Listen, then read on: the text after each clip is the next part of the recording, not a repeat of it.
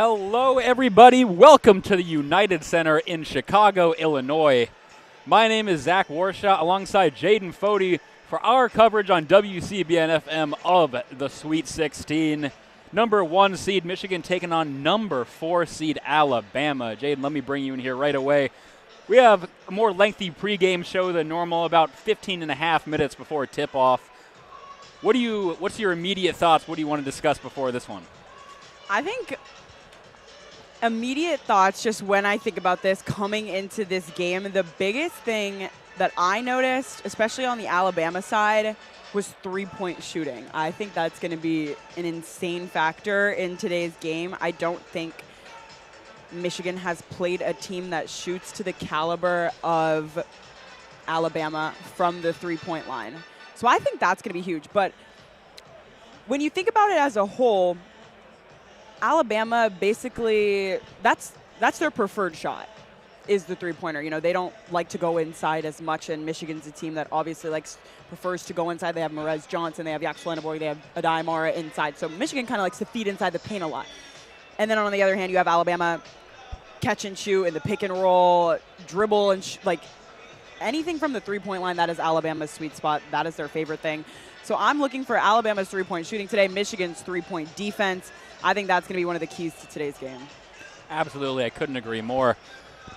If we take a look at how both teams got here, just to catch everyone up to speed, Michigan beating Howard in the first round, then getting past St. Louis and Kareem Abdul-Jabbar, that powerhouse for the Billikens, to reach the Sweet 16. Alabama, on the other hand, played Hofstra and then Texas Tech, who everyone had going a little further than Bama, even though they were a 5 seed. But either way, that's how both teams have gotten here. In the Chicago Sweet 16, Tennessee and Iowa State are also here. They will play about 30 minutes after the end of our game. And the winners of both will play for the Elite Eight. But before we have this one, and what an absolute matchup we have on our hands. Again, a couple of players out for each side. Again, LJ Kaysen not playing for Michigan, tore his ACL at the end of the regular season. Yeah. On the other side for Alabama, they do not have Aiden Holloway. He will be out for off-the-court issues. So how much do you think of an effect Alabama losing Holloway is on them? Because obviously the Crimson Tide are a great team, but Michigan was number 1 in the country for a long time. They were number 1 seed in this region. Yeah. They got to give it their all to keep up with the Wolverines tonight. Yeah, you're exactly right, and I think that's a huge loss for them. He was, averaging almost 17 points per game. So if you're losing about 17 points of production, that's a huge loss for any team, no matter what the case is. But I think especially for Alabama, they looked really good in that game against Texas Tech, especially from right cell. He had an incredible game, 24 points. He made 6 three-pointers.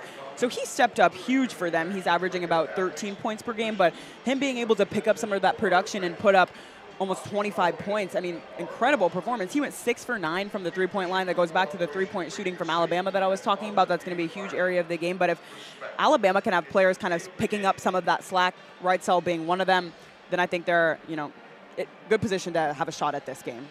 I completely agree, Jaden. So going back to the Michigan side, we've seen some rough outings from Elliot Cadeau as of late.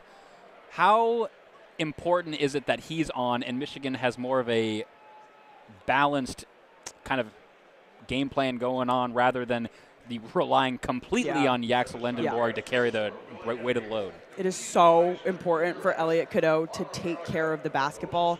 One thing I especially noticed when I was going through his stats of recent games, he's had 7 turnovers in the past 4 games, only 3 in the NCAA tournament so far. So I know there's only been 2 games of this tournament so far, obviously against Howard and then against St. Louis, but 3 turnovers in 2 games from him is huge.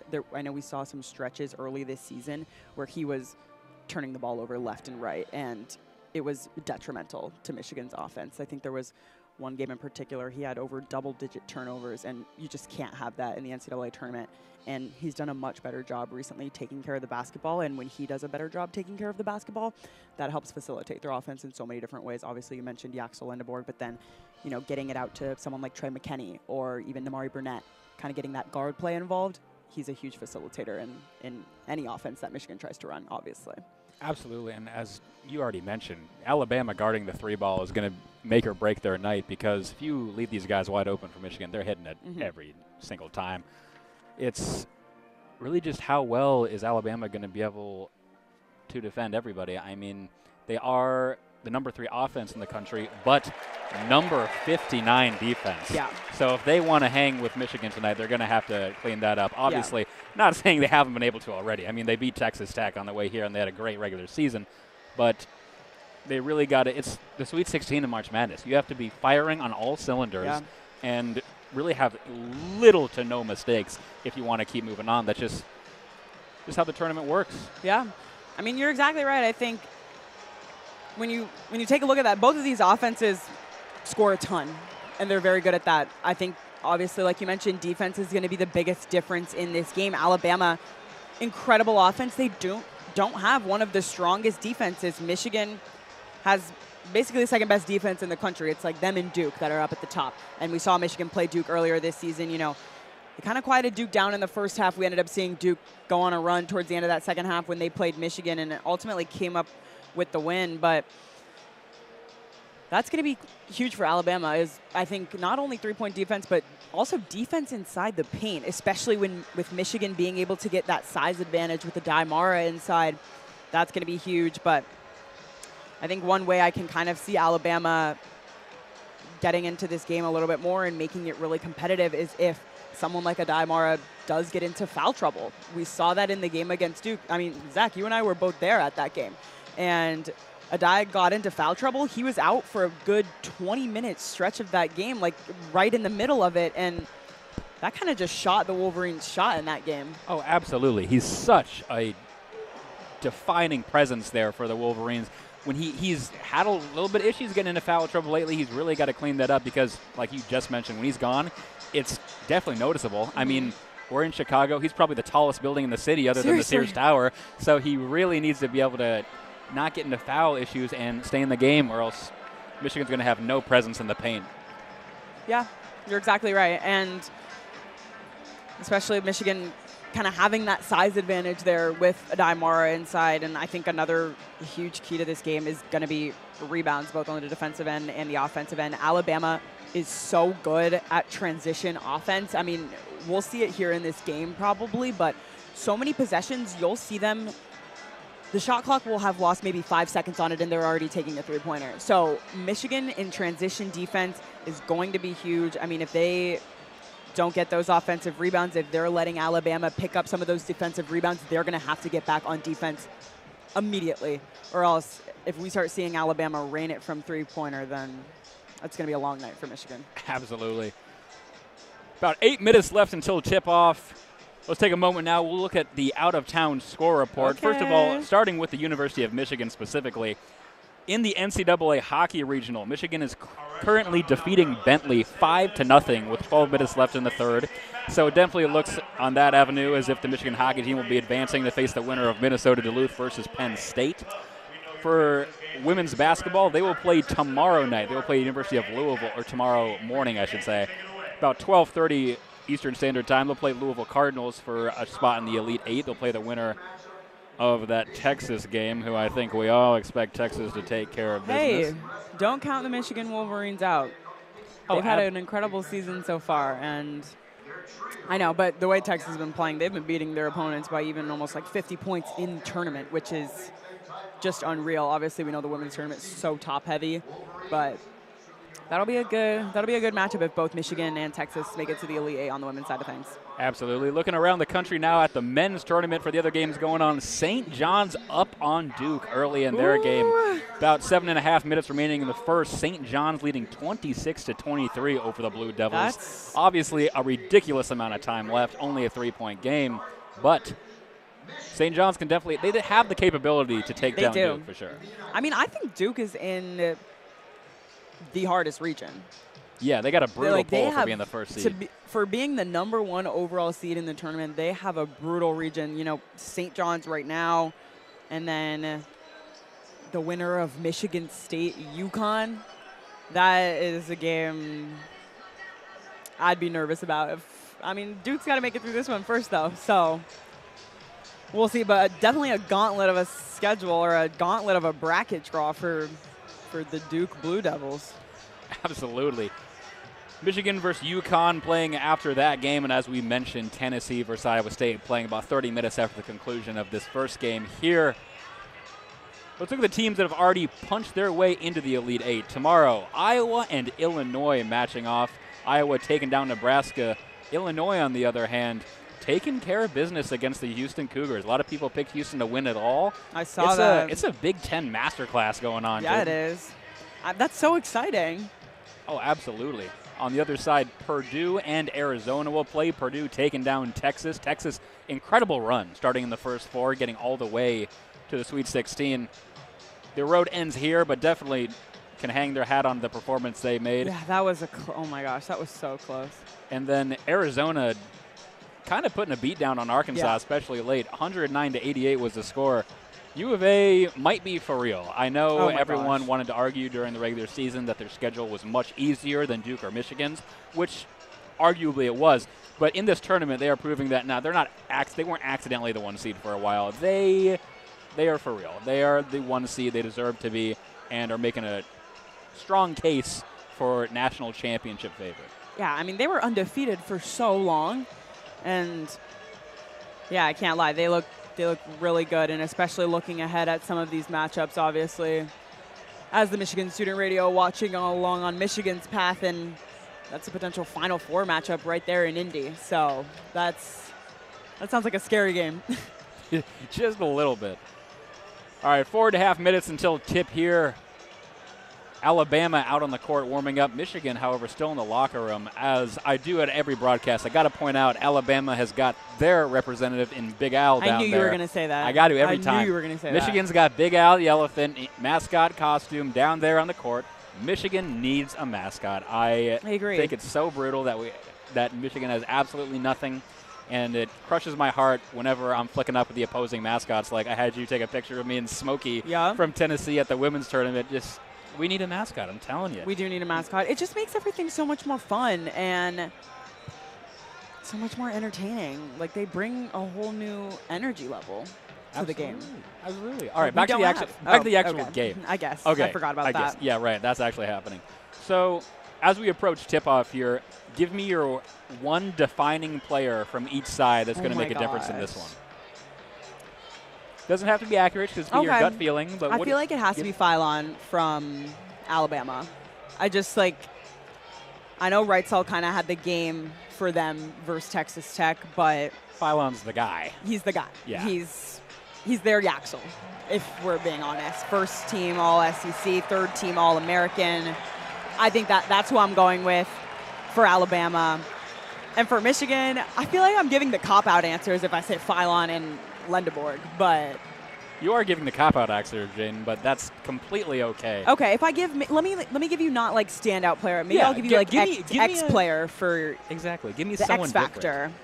That's thank you. That's what I meant to ask you. I phrased it incorrectly. Yeah, you phrased it as if like give me the star of both teams. Oh, well, we all know the star. Everybody listening knows the star. Okay. Give me who's going to stand out as the X factor. The X factor. Oh. Let's start with Alabama. Actually, okay. I'm going to give you this. I'm going to say Aiden Sherrill because I think if Alabama is going to keep Michigan at bay, it's going to happen in the paint, and it's going to happen with Adai Mara and Merez Johnson, and I think that's their best shot at having a big man defend some of those guys. So I'm going to go with him on defense more so than offense. Oh, I like that. I think that's going to be a big defensive key. If he has a good defensive game, if he can kind of body Merez and Adai on the glass, if he can get some defensive stops, I think that's going to be an area where Alabama can pick up some momentum if he's able to have a good performance defensively. Michigan, X factor, I'm going to go with Roddy Gale Jr. I think we've seen him have some huge performances in March Madness. You know, last year everyone kind of hopped on the Roddy Gale Jr. train when he had an incredible tournament. We've seen him this year. He's had a couple breakout games here and there, sometimes more quiet. Sometimes he's also another player that his defense really stands out to me. So if I'm going two keys on defense, it's those two players. It's Aiden Sherrill and it's Roddy Gale Jr. I also think Roddy Gale could have, can pick up some offense at times and get into double figures. So I think today's the day where he can do that. Completely agree. For Michigan, I'm going to go Namari Burnett. Okay, I like that.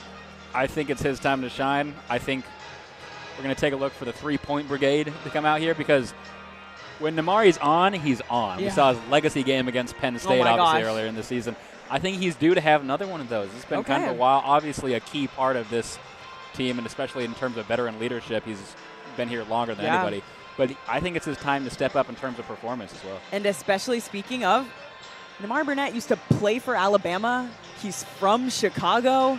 What better time for a breakout game than right now? So Namari Burnett, we're calling your name. This is your game. Absolutely. We're calling his name. On the Alabama side, I don't consider this a cop-out answer. I think it's Latrell Wrightsell again. I think he's hot. I think they ride the hot hand, and he's able to come in clutch for the Tide and just really be able to figure it out as all the lights come down here in the United Center. We're about ready for starting lineup introductions here. We'll give them to you first because we're just that fast. For Alabama, starting five will be LeBaron Philon, Latrell Wrightsell Jr., Amari Allen, London Jemison, and Aiden Sherrill. On the Michigan side, they're going with the same five we've seen pretty much the entire time.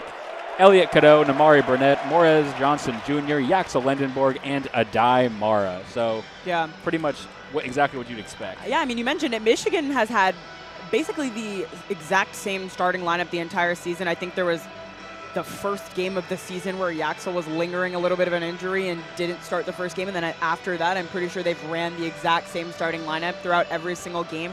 Alabama is one of the teams in the nation that has switched up their lineup almost the most in all of college basketball. They've ran 14 different starting lineups this season. So Alabama, Michigan, kind of two ends of the spectrum. Michigan, the pinnacle of consistency in their starting lineup, and then Alabama kind of searching for moving parts around, looking for that one group. I guess they didn't. I mean, 14 lineups throughout the year, that's a ton. Well, that is a lot. Usually you like to find what works pretty early on, find who meshes together, and then roll with that. Going through it 14 times, you still haven't found anyone. It's always a little like, whoa, okay, guys. But, I mean, they got something that works. They're in the NCAA tournament. They made it to the Sweet 16. So as they introduce LeBaron Philon Jr. here, Alabama will be wearing their all-crimson uniforms, Michigan in the all-whites today. Jaden, just looking around the United Center, obviously Chicago is a little closer to Ann Arbor than Tuscaloosa is. A lot of U of M alumni in Chicago. I would say this is a Michigan-favored crowd. What would you say about that? I would agree with you, but there's a lot more Alabama fans than I thought there was more than going to you'd be. think. Yeah, they definitely travel. Yeah, they definitely traveled. I think you can say the Maize and Blue probably outnumber them, but there's a lot of them. I mean, you got to make the trip to support your team if you're in the Sweet 16. I completely agree. That's why we're here. That's why we're in Chicago. Exactly why we're bringing here, you coverage. We're in Chicago. 100% the reason. So as you wait, the Michigan starting lineups now again, just waiting to get through those, and we'll get to opening tip-off. We thank you for joining us on WCBN FM for this game. This broadcast of the NCAA Division I Men's Basketball Championship is authorized under broadcast rights granted by the NCAA through Westwood One. It is intended solely for the private, non-commercial use of our audience. Any reproduction, retransmission, or other use of this broadcast without the express written consent of the NCAA and Westwood One is strictly prohibited.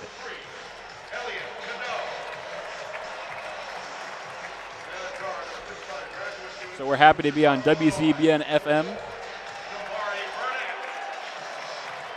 All tuning in for the Sweet 16 matchup. Again, just should be any second here as they turn all the lights back on. Introducing the head coaches, to which Nate Oates gets a bunch of boos. Yeah. And Dusty May gets cheers. So even though that's how you know there's a Michigan heavy crowd. Even though it's a pretty evenly split crowd, Nate Oates getting audible boos. And then Dusty May's cheers as we break the huddles. We're about ready to get underway here in Chicago, Jaden. That we are. I'm excited. Can't wait as Michigan enters the floor. The Crimson Tide still in their huddle. If you're Nate Oates, what are you saying to your guys right now? Ooh. They got to get hot from the first shot that they shoot, and they got to stay disciplined on defense. Alabama looking to go up against Michigan again. Michigan, the #1 seed in this region. Alabama, the #4 seed. It's almost time here in Chicago, ladies and gentlemen. Big Al's getting everyone hyped up. Michigan's closest thing to a mascot they've got is a bunch of dudes in complete yellow suits and top hats down there in the first row. But the players are entering the court, and we're about ready to play Sweet 16 basketball here from March Madness.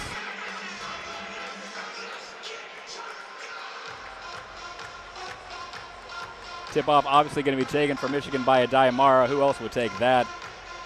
Yeah, Alabama's going to go with London Jemison.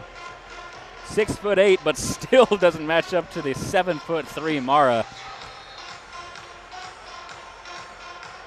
I can't believe he's taking the jump. As we're just waiting for the referee to throw the ball up, and we'll be underway here from the United Center. Up here in the Chicago Blackhawks press box, obviously very cool for us, all amongst all the Blackhawks and Bulls banners up here. As the tip is off, and Michigan wins the tip. Elliott Cadeau will start with the ball, and the Wolverines will go to work here in Chicago. Elliott moves it over to Burnett. Burnett in the logo. He'll move over to the right wing. Tosses it over to Yaxel Lendenborg. Inside for Morez Johnson Jr. Right in the right side of the paint underneath the basket. Trying to get around the defense. Spin move. Just puts it up off the glass. Second chance tip in by Mara. Still off the right rim. Rebounded by the Crimson Tide. Taking up the right side as the Tide go to work. Sherrill with it on the left wing. He hands it off to Philon. Philon on the left wing now moves down to the corner. Inside for Sherrill. Right underneath the basket was tied up. Back to Philon. Oh, now a long, deep three. Nothing on that one from right, so that'll be knocked out and then out of bounds. They're going to say it remains Alabama basketball. Yeah, it looks like he threw the ball directly at Mara's legs to get it to bounce off of Michigan for Alabama ball. And that's also something, the three-pointer there from Alabama was a little short, but they love to shoot even like 4 or 5 feet from beyond the arc. So expect them to take a lot of like long-range threes as well today. Alabama to inbound it from the Michigan baseline right to the left side of the basket. Now we're going to get another whistle before they can even get it off. Nate Oates, the coach for the Crimson Tide, out on the floor barking something at the referee. And now he's yelling at his own players. What is Nate Oates talking about down there, Jaden? I have absolutely no idea. So still 0-0 score in this one, 19-17 to play as we had our first possession and then an out-of-bounds score, and now they're reviewing something. And so we're going to... They say they're looking at the clock already. Referee just announced they're looking at the clock for a timing issue just to see if it matches up. So not much to talk about after almost 45 seconds of play, 43 to be specific. Already. Yeah, so... What a great possession there. I mean, Adayamara putting back the second chance points, couldn't get it, but that's the aggressiveness you want to see. They just got to get it in the basket, obviously. On the other side, if you're Alabama, not exactly the greatest shot in the world. We saw Amari Allen take the three from deep. And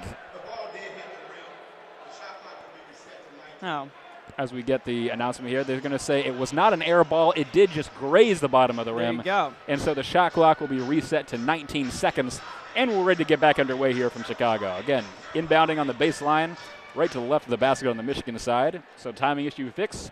We're ready for basketball again.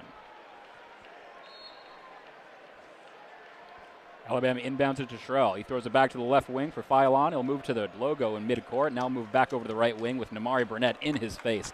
11 seconds on the shot clock. Philon moves over to left, top of the key. Throws it in for Sherrill. Sherrill gets over Elliott Cadeau. Layup no good. Bounces off of him and out of bounds. It's going to remain Alabama basketball. They're going to say that went off of Cadeau's foot. So the Crimson Tide getting a couple lucky breaks already. I mean, great defense there by Elliott Cadeau. You can see the size mismatch on the two of them, but Cadeau still able to get up there, get his hands in his face, and it is Alabama basketball, but the least you can do is no points on that possession. Alabama inbounds it. Shot clock reset again. Philon on the right wing. He'll move up to the logo in midcourt, trying to direct something, going for a screen. He throws it back to Sherrill. Top of the key, three-pointer is up, off the back iron, and then in. Looked like it was going to bounce off, but went up and down to make it 3-0 Alabama. Elliott Cadeau with the ball now. Goes in for Morez Johnson Jr., who will hand it to Lendenborg. Lendenborg down the right side of the paint. Right-handed layup off the glass. Around and in. 3-2. Alabama still leads. 18:31 to play. Crimson Tide on the other end. Going right through him. Right cell. Throws it over the corner for Sherrill. Thought about a corner three. Now he'll just move in. Right-handed layup around. Rejected by Johnson Jr. Out to the right wing. Second chance three-point attempt is good from right cell as they kicked it out to him on the right wing, and he knocked it down to make it 6-2. Lendenborg throws it to Cadeau on the left wing. He pulls up for his own three. That one is in and out. No good. Rebounded by the Tide. Philon takes it up for Alabama. Left wing, immediate three he pulls up for. Off the back, no good. Rebound got by Cadeau. And then he goes down hard. Him and Luttrell, right cell went up, and Elliot Cadeau hit the deck. A little bit of a shoulder check in there, almost like we're watching hockey. On the replay here, nothing malicious, a little bit of a push-off maybe. Either way, it'll be Michigan ball with 17:56 to play. 6-2 Crimson Tide lead. And I told you to kind of expect some of those immediate three-pointers. You saw about 5 seconds taken off the shot clock, and Alabama's pulling up for a three. They're really fast on offense, one of the fastest teams in the nation, and I think probably one of the fastest teams, probably the fastest team Michigan has played this season. Elliot Cadeau now, he'll drop it back for Yaxel Lendenborg. He wasn't expecting it. It'll go off his shin and out of bounds right by the scorer's table. A turnover, Alabama ball. I can't lie, not a great start from Michigan. Absolutely not. And Jaden, the turnovers are a problem we've seen as Alabama takes it up court. They really have got to control those, or else Michigan's going to be in trouble quick. Philon now on the left side. He makes his way underneath the basket. He'll kick it out to Sherrill. Sherrill in the paint, tried to go for a shot, but was fouled. Didn't even get it off. That'll go on, it looks like a Diamara. We'll wait to see what the call is. No, that's actually going to be on Yaxel Lendenborg for an over the back. Jumping on his back. Looks like Superman on that one, Jaden. Yeah. And so that'll be a shooting foul, and Aiden Sherrill will go to the line. Or will he? They're going to call it not a shooting foul. Okay, my mistake. Okay, that was... Alabama inbounds it from the baseline. 20 seconds reset on the shot clock. Inbound it to Sherrill to the right side, and I'll kick it out to the right corner. Alabama sending it around the horn, passing it over to Jemison. Almost got it out. He'll move in. Left-handed layup over Merez Johnson Jr. is good. 8-2 off the glass. Michigan inbounds it. Elliot Cadeau will take it up court. This is the best start you can ask for if you're Alabama right now. Oh, absolutely. Elliot Cadeau now on the left elbow, tries to kick it out. He finally will be able to Brent. Now over to the left side for Johnson Jr.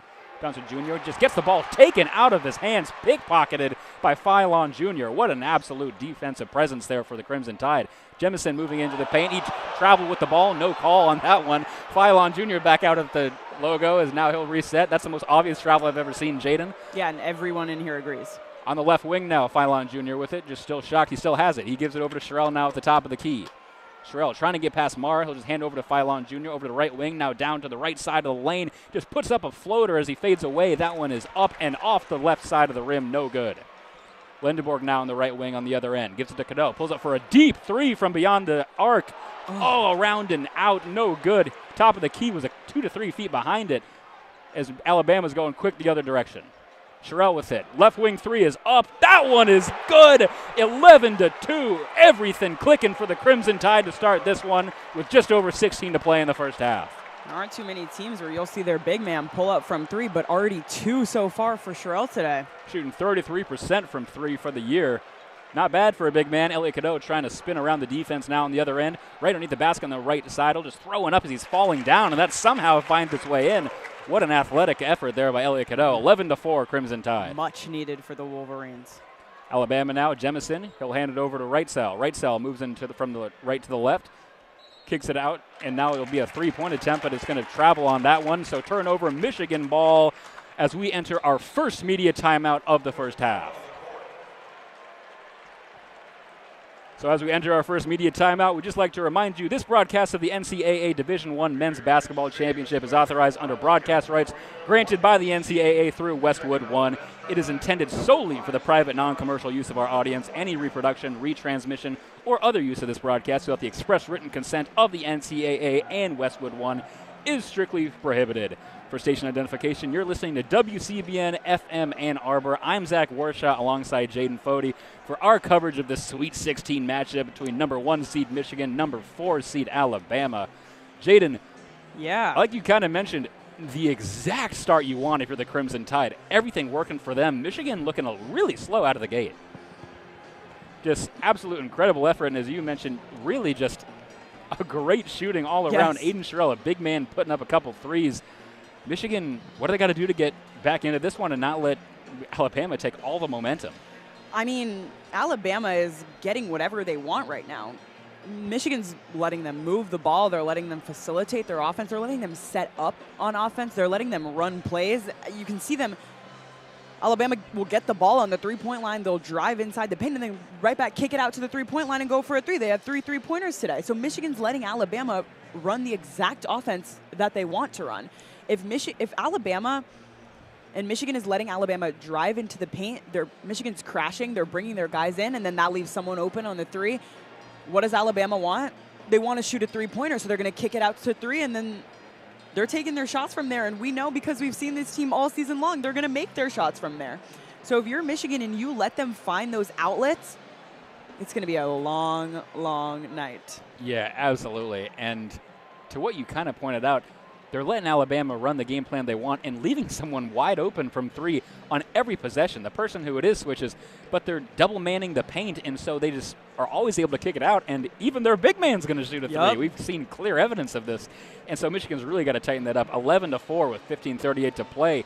Obviously, this is just the start of it, but this is not a good start for Michigan, and they really got to pick it up. Got to give them a couple screwdrivers to tell them to tighten it up, because that is not going to work against this SEC team. Again, Alabama does not have Aiden Holloway, but they are still one of the best teams in the nation, and they will beat you if you allow them to.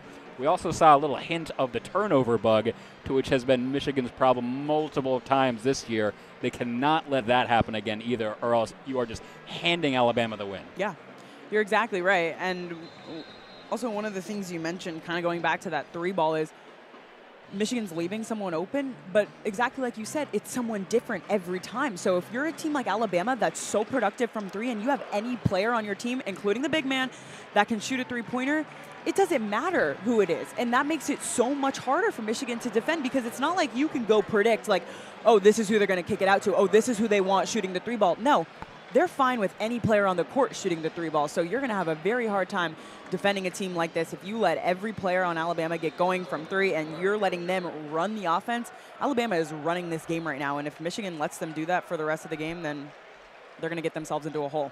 Oh, absolutely. As we're about underway, immediate three from Yaxel Lendenborg is up and good from the right wing. Didn't even have a second to introduce it. About 2 seconds came off the shot clock as they just threw it in, and Yaxel put it up to make it 11-7. That's exactly what you want coming out of the timeout if you're Michigan. Crimson Tide the other way now. Millette into the game. A couple of changes for both teams. We'll get to that in a second. Alabama has Philon at center court now. He'll move over to the top of the key. Now move down to the right wing. Now back up. He'll give it out to Allen, who takes a left wing three up off the back iron. No good. Didn't even hit the rim. Off the back glass, and now it's Tom Brady has passed to Yaxel. He'll throw it up around the rim and off the front, but he'll be fouled on that one. Roddy Gale, got the rebound and just absolutely hucked it across the court to Yaxel, who was waiting. A little bit of aggressive defense there, didn't allow him to put it in, but he will go to the line to shoot two.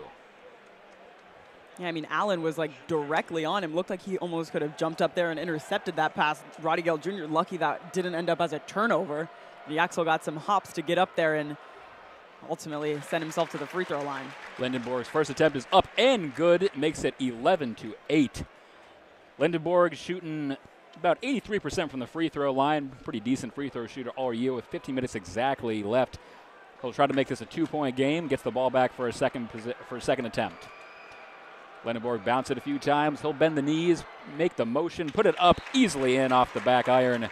11-9 now the score. Deficit down to 2. This is another player I think would be really big for Michigan. Trey McKinney just checked into the game. He's someone who's gotten a little bit of an increase in minutes, especially after LJ Kaysen tore his ACL back in one of the second-to-last games of the regular season. But Trey McKinney really stepped things up as a freshman this year. Michigan now going with McKinney, Cadeau, Roddy Gale Jr., and then Johnson Jr. and Lendenborg, as Alabama has Bowen and Millette into the game. Now immediately through the paint over to the left wing, now up to Bowen. Bowen, he'll kick it out to Allen. Allen on the left wing, or Philon, trying to get around Roddy Gale. Spin move in the paint. Thought about it. Now he'll just kick it over to the right side. Right wing three is up off the back iron. No good for Noah Williamson, who's also come in for the Crimson Tide. Elliot Cadeau now on the other end. Tries to get around Philon, but he's almost clotheslined, and so that's going to be a foul on the sophomore. Philon Jr. pick up his first foul of the game. Not a shooting foul, obviously, so it'll just be inbounded from just about halfway between half court and the baseline in Alabama's end. And the Wolverines now have a Adai Mara coming back into the game. We haven't really seen him impose his presence down low by the rim in the paint for the Wolverines yet, but that's an area the Wolverines also need to get going in this game. Cadeau now with the ball. He moves in down the left lane. Now will spin, give it back to Mara right underneath the free throw line. Just puts up a jumper. That one's good to tie this one up at 11 with 14-17 to play in the first half. Alabama quickly the other side now. On from the left elbow. Immediately pull up with a shot, and that one will be good. What an absolute easy shot there for Taylor Bowen. He kind of just got the push off there from Roddy Gale, and 13-11 now the score. Immediate shot from Roddy Gale, rebounded by Alabama. No good on that one off the left side. Now a quick three on the right wing is put up, but a foul off the ball. Going to say a blocking foul on Alabama. Shot wasn't good anyway, but Elliot Cadeau was taken down by Bowen, and so it'll be Michigan basketball.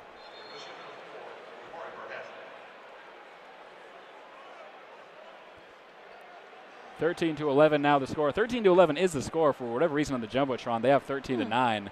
There you go. But right on cue. Oh, there! I just had to say something. Someone was listening. They were waiting for you to notice. Yeah, exactly. It was a trick to see if you were paying attention. With 13:53 to play in this first half, Alabama leads by 2. Trey McKinney with the ball now on the March Madness logo. Pull up the left wing, take an immediate three. That one is good. Not a great shot selection, but it doesn't matter. Michigan has their first lead of the game at 14-13. Michigan now on a 12-2 run over the last 2 minutes and 11 seconds, including 4 of their last 5 from the field. Alabama now quickly the other direction. There's going to be a foul call before they can get anything going. Adayamara blocked the shot that was thrown up way after the whistle, but Latrell Wrightsell went down, and so there's going to be a foul here off the ball. It looks like they're going to say that is a shooting foul technically, even though it didn't look like he was going down before. Either way, Latrell Wrightsell will go to the line. 80% free throw shooter on the year. Alabama down by 1, 13:30 left in this first half as they try to tie this one up. First attempt is up. I would say he bends the knees, but he didn't. He just kind of tossed it up there. But it's good. It's now 14 all before the second attempt. He's not wasting any time. No, he's all business. Give him the ball to throw it up before you can even get set. Yeah, seriously. Wrightsell gets the ball back, bounces it once. He's taking his time on the second one. Now he'll just toss that one up there. That one is good. Who needs to bend their knees when you can just throw it up and it's good every time? 15-14 now. Crimson Tide regain the lead. Trey McKinney with the ball for the Wolverines. He moves down the left lane. He kicks it out to Roddy Gale, who tried to move in at the same time, wasn't expecting it, and so it'll go into the Alabama bench and out of play for a turnover and Crimson Tide ball with 13:21 to play. Yeah, just a miscommunication there from Michigan. Trey McKinney obviously looking to kick it out to Roddy Gale for the three-pointer, and like you said, Gale moves inside, and another turnover for Michigan. Alabama with the ball now on Michigan's end. Jemison kicks it over to the right side. Sherrill with it. Sherrill has Adayamara in his face, sets up the screen for Millette, who now takes a three-pointer. That one is off the front of the rim. No good. Rebounded by Mara. Trey McKinney up the left side now. He'll kick it out to Mara at the top of the key. Now over to Roddy Gale on the right wing. 12:51 to play in this first half. 15-14 Alabama. Roddy Gale tries to pass it, was tipped away. He's able to regain it and get it to Mara.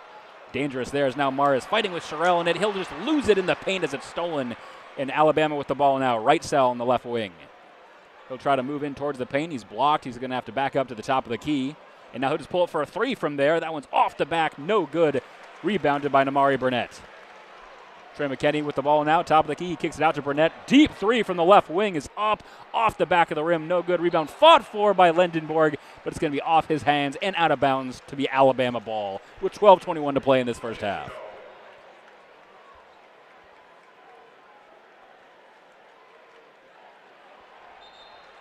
Referee's talking about something. Looks like they're just trying to get a late substitution. Was waiting for until they said something, and then they just didn't. Yeah. Either way, Alabama ball now. Will Cheddar is going to check into the game for the first time. Seen some Sweet 16 action. He will replace Roddy Gale Jr. as Alabama heads up court with the ball with LeBaron Philon Jr. On the logo, move over to the right wing. Throw it over to the left. High pass for Wrightsell. Is able to catch it. Just hucks up a three. That one nowhere near the rim.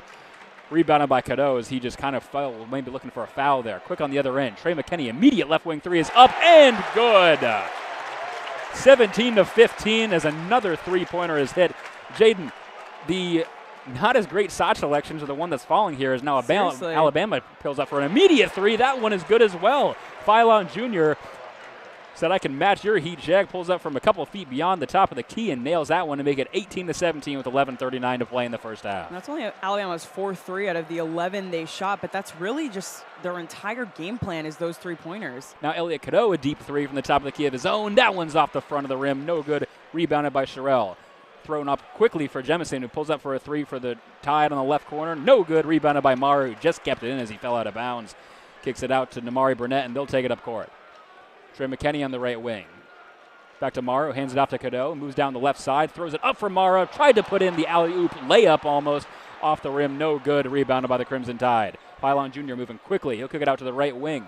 Now moving in, puts up a floater on that one, his right cell. It's going to be no good, rebound is fought for. It's going to ring around a couple people, and there's a timeout on the court. It looks like it's going to be Michigan ball. Wait to see the official scores thing as now they take a look at it. But either way, we enter our second media timeout of the first half. 10:59 remaining in this one.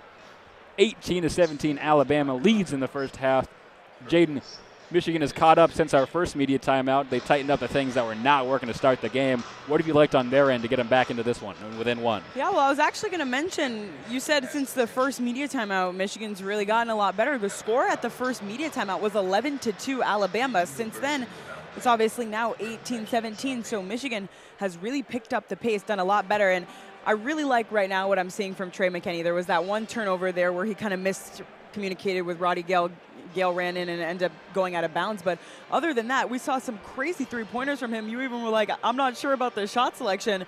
They end up going in. They look incredible going in. And then it's like he shoots it, and you're like, how in the world is he going to make that? And he's made 2 of them so far. So those are the only 2 he shot and made both of them. So they I think don't ask how, they ask how many. Exactly, and that's working for him. And he's going to start racking up the count if he keeps taking those. So that's something I really like, Trey McKinney kind of taking some of his own shots, too. I know I kind of mentioned LJ Kaysen was the backup point guard for Elliot Cadeau, but now Trey McKinney kind of stepping into that role, and obviously as a point guard, you're looking to be that facilitator kind of, but I love to see him taking his own shots, calling his own number, getting some of those opportunities up for himself.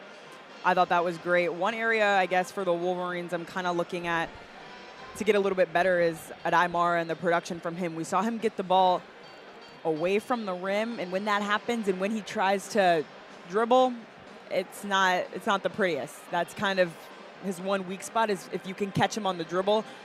We saw him get his pocket picked immediately. He's already done once. Almost has happened 2 to 3 times. So they've been able to save it, but no, great point there. Dribble's not the prettiest aspect of Adayamara's game. That is 100%. Going back to Trey McKinney, he's got 6 points now, both of them on the 3-ball. Jax Lendenborg leads Michigan with 7 points.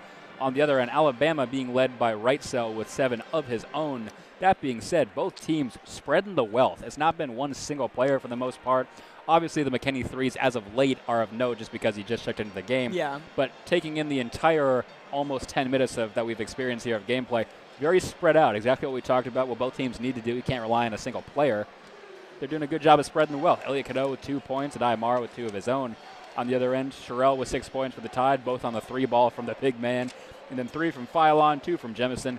Just basically letting everyone get a share. Yeah. You can't just cover one guy, you got to cover them all. Yeah, you're exactly right. And also kind of going back to one of the main areas we pointed out in the beginning was the 3-ball. Alabama has 4 threes, Michigan has 3. So if Michigan's also able to keep pace with them, I think that's something Alabama's not really used to this season, obviously being one of, if not the best 3-point shooting team in the nation. Not too many teams can keep up with their production from 3, but if Michigan can slow them down and force difficult shots, and then Michigan can keep pace with them from 3, that's huge, especially because Alabama, that's kind of their main form of offense. Michigan, we know, can go inside. They can go with the mid-range. They can go with the 3-ball. But Alabama kind of becomes reliant on the 3-pointers. So if Michigan can keep pace in that area, they're in good shape. Absolutely. As we're back underway, they've changed it to be a foul on Merez Johnson Jr., so Alabama starts with the ball as they have at Michigan's end. Crimson Tide over to Philon on the left wing. Moves around Namari Burnett. Now over to Wrightsell at the top of the key. It's just kicked out to the right wing now. Allen with it, trying to get around Cadeau. Is playing great defense. He'll just put it up over Cadeau. Oh. Cadeau will be knocked to the floor, and they're going to be called a foul there on Elliot Cadeau. And so Allen will go to the line, but great defense from Elliot right up until that point. Yeah, that's tough there for Elliot Cadeau to get called on the foul. Just absolutely incredible defense, bodying him. I mean, you kind of see the replay. It kind of just looks like he gets bodied a little bit. Can't There's really keep nothing up you can and do. No. Yeah, it's a tough position as Amari Allen at the free throw line, 73% free throw shooter, bends the knees, puts the first attempt up. That one is good to make it 19-17. Neither team getting into a whole lot of foul trouble so far. As we mentioned, Adayamara doing a great job and not falling into foul trouble very early. Adayamara taking a couple of breaks early on here, not playing the entire first half as we've seen a little bit as of late, especially in this tournament. As Allen gets the ball back for the second attempt. He'll bounce it a few times, bend his knees, put that one up. That one is good to give Alabama a 3-point lead, 20-17 with 10:38 to play in this first half. Elliot Cadeau with the ball, standing on the March Madness logo. Will throw it over to Trey McKinney on the left wing. Now to Morez Johnson Jr., just hands it back off to Cadeau at the top of the key. He'll try to move in now at the right elbow, just throws it up. Morez Johnson, an alley-oop slam down, 20-19. What a two-hand jam there from Johnson Jr. as now Alabama has a police escort to the rim. Everyone was so fascinated by that replay they didn't see Allen wide open, who just completely walked to the basket and laid that one up to make it 22-19. Got to keep your head in the game if you're Michigan. Yeah. Lindenborg, top of the key three is up. That one is good. They're still in it. 22 all here with 9:53 to play as Michigan responds. Phylon with it for the Crimson Tide at the top of the key. Trying to get around Cheddar. Broke his ankles a little bit. Pulls up for the three. That one falls 25-22. Will Cheddar's going to want that one back. Adam didn't break his ankles, but had him stumble a little bit. Now an immediate three on the other side from Trey McKinney is off the back of the rim. No good. Alabama takes it up, capitalizes off Michigan trying to go quickly.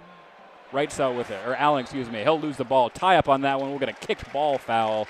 Possession arrow is going to favor Alabama. They'll keep it.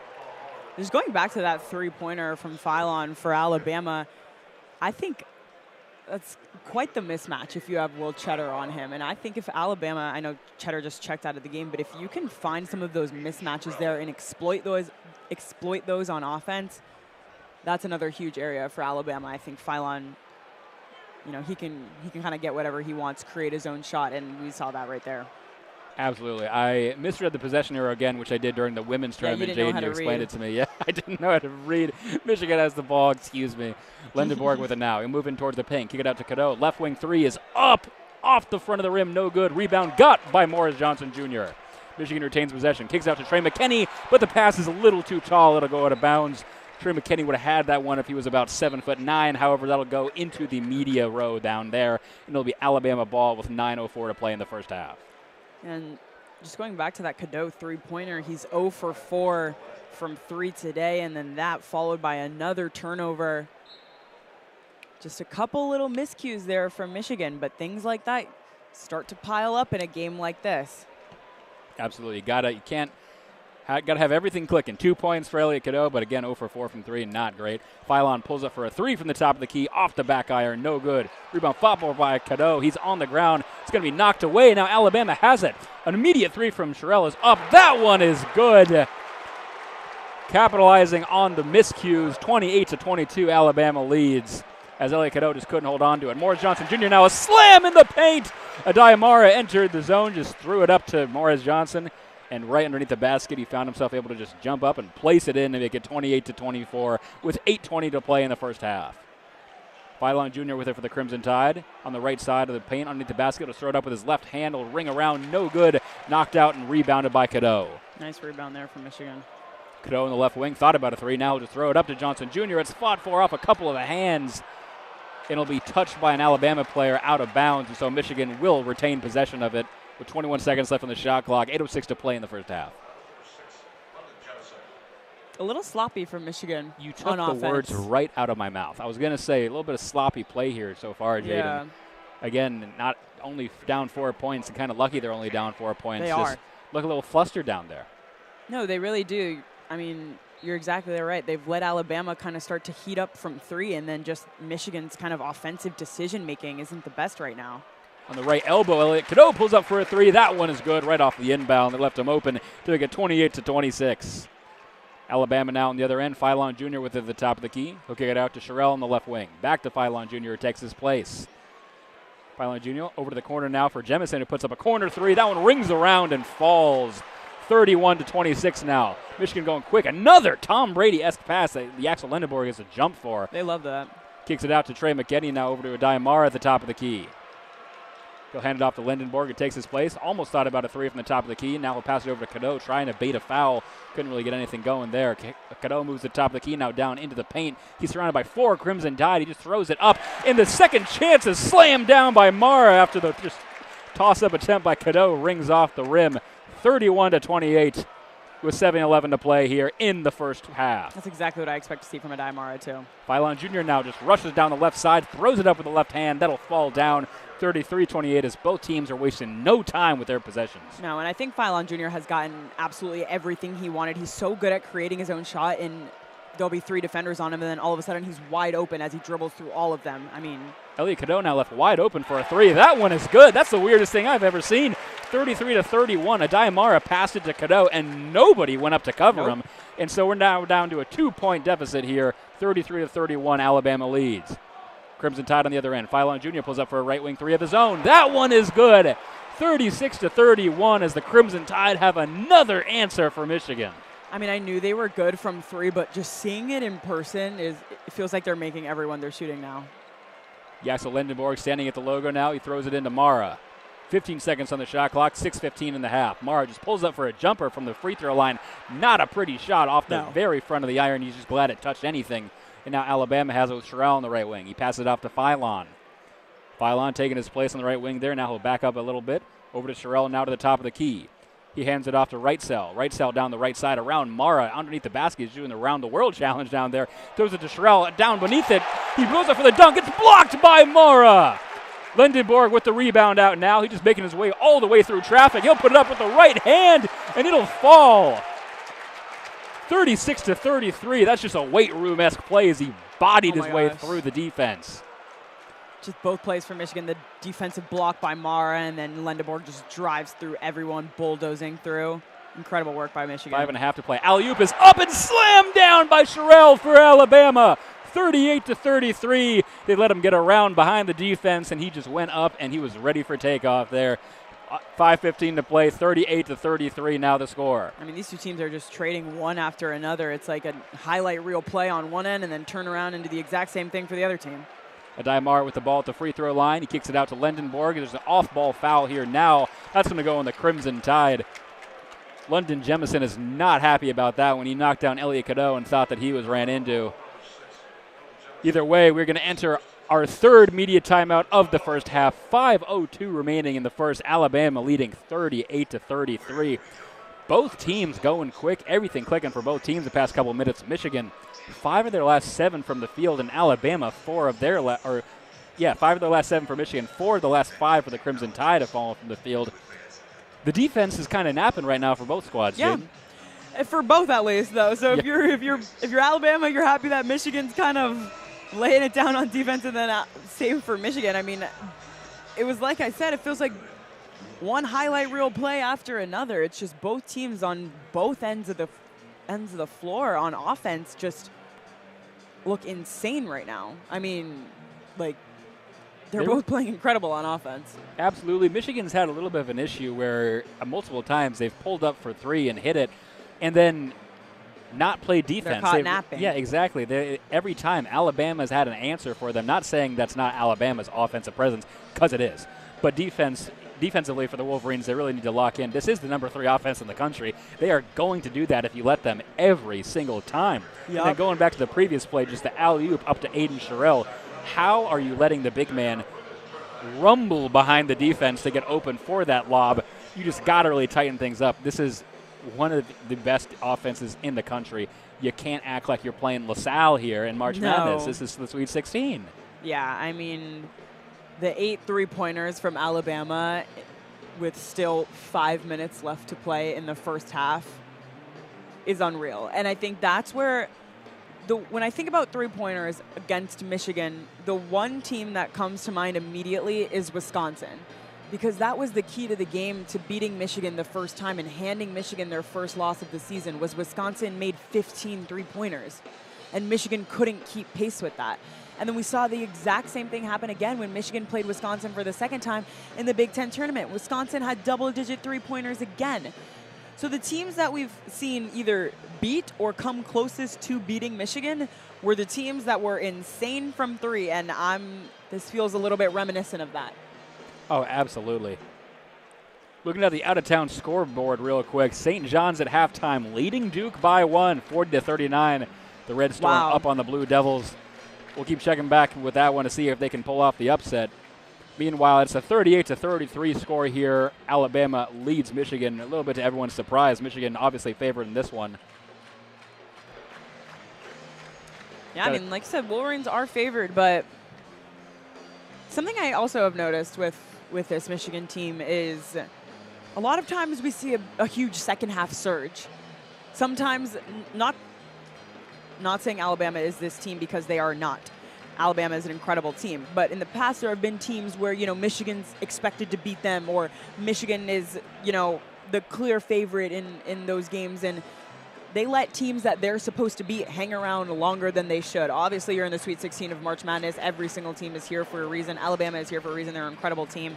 They deserve to be here. Obviously, they're leading Michigan. They have been practically this entire game. But I think we've seen a lot of these times where Michigan will let teams hang around in the first half, and then the second half. They really like to. They really like to. We even saw it against St. Louis in the second round, and then all of a sudden in the second half, it's almost 30-point blowout win. They're so kooky. They're so crazy. They're trying to. They're like, oh, we'll let you have some hope in the first half, and then second half comes around, and it's just looks like a completely different team sometimes. So that's a common theme with this Wolverines team, is that second half surge. So I kind of have a feeling we might see something similar today.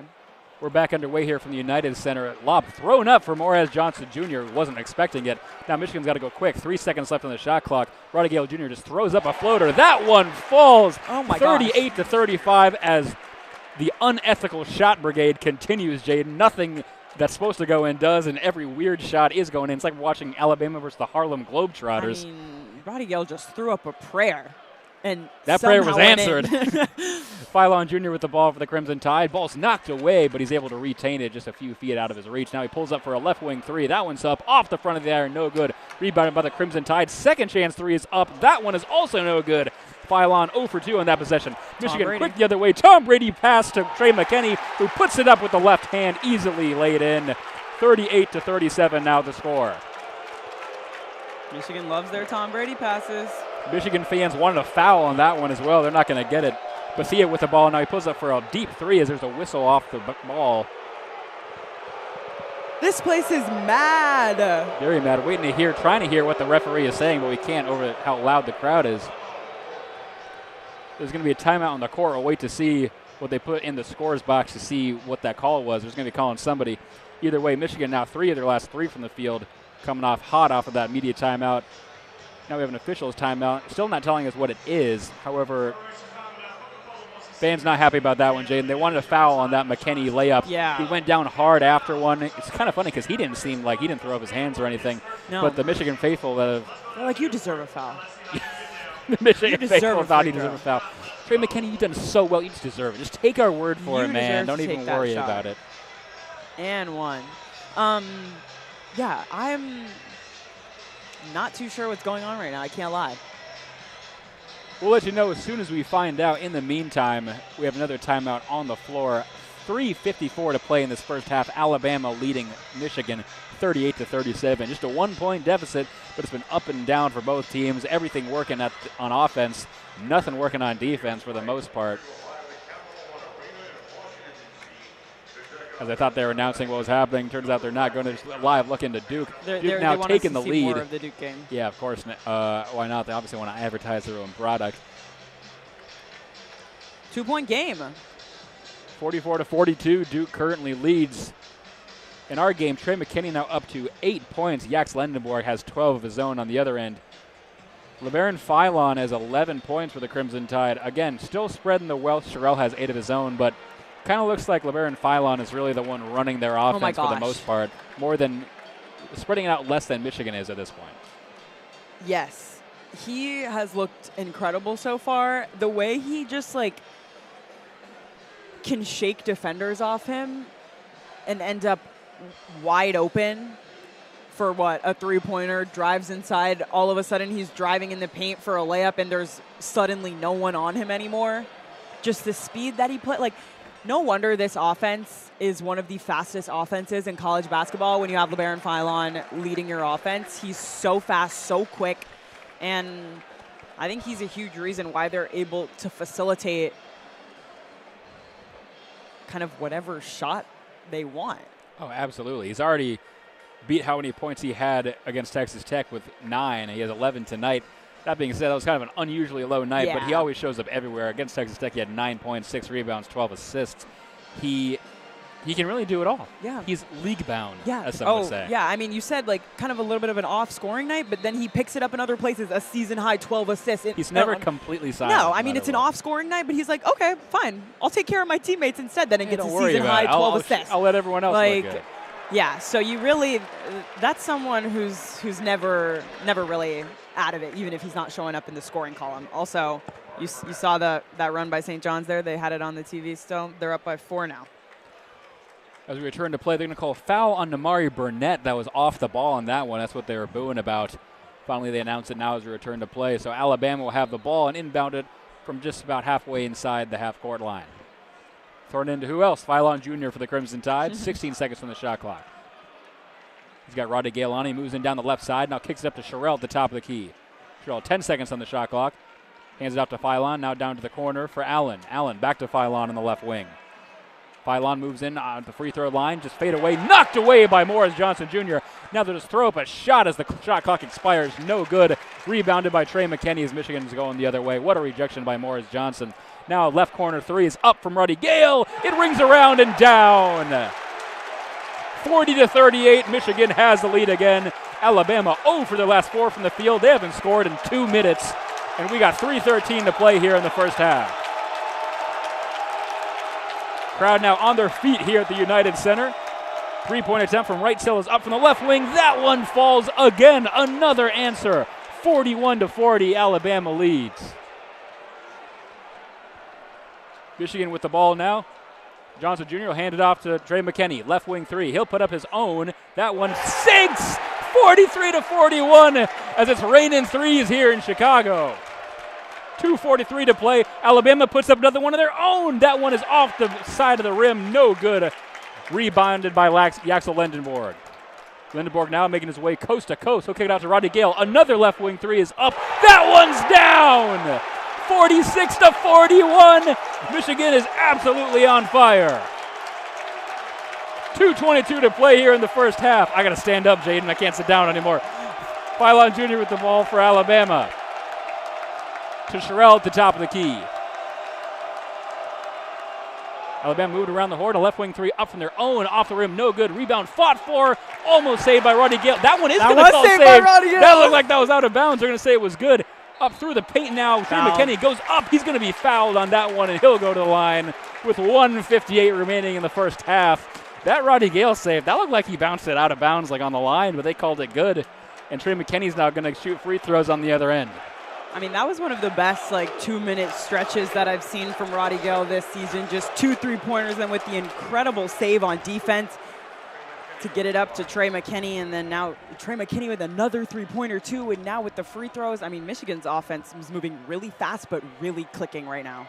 Kenny bends the knees, puts the first attempt up off the back in front. No good. Trey McKinney shooting 90% from the free throw line this year. Yeah, absolutely. The unusual miss there. Michigan now on a 6-0 run over the last 48 seconds, and that expands to a 13-3 run over the last 2 minutes and 43 seconds, Jaden. Alabama totally out of control right now, just really have they look super flustered. McKinney now with the second attempt. He gets the ball, bounce it a few times. He'll bend his knees, put that one up. That one is good. 1 for 2 of the free throws to make it 47-41 with 1:58 remaining in the first half. Full court press now, too. Alabama with the ball. Bowen. He'll throw it up for Millett. Millett puts up a left wing three. That one's off the back iron. No good. Rebounded by Roddy Gale. Alabama can't buy a shot lately. Now one of their last 8. Another three from Michigan put up. Namari Burnett misses off the front of the rim. Rebounded by the Crimson Tide. Philon Jr. with it. He hands it out to Millett. Millett back to Philon Jr.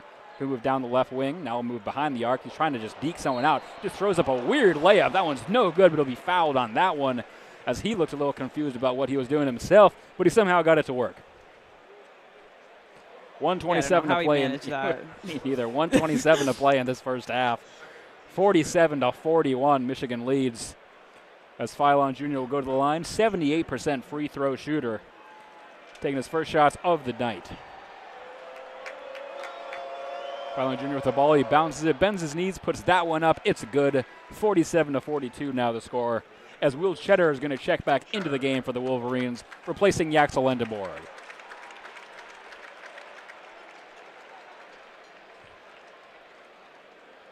We're in Philon, just waiting for the ball again for his second attempt. Gets it from the referee. Takes a deep breath. He'll bounce it a few times. Puts that one up after bending the knees. That one is good. 47-43 the score with 1:27 remaining. Trey McKinney will take it up court for the Maize and Blue. Trying to get around the defense. He can. Gives it over to Johnson Jr. at the top of the key. 20 seconds on the shot clock. 1:15 left in the half. Over to Roddy Gale on the left wing. He just moves in towards the paint, through the defense. Tried to lay up, no good. Rebound, second attempt by Johnson Jr., also no good. Rebounded by Alabama.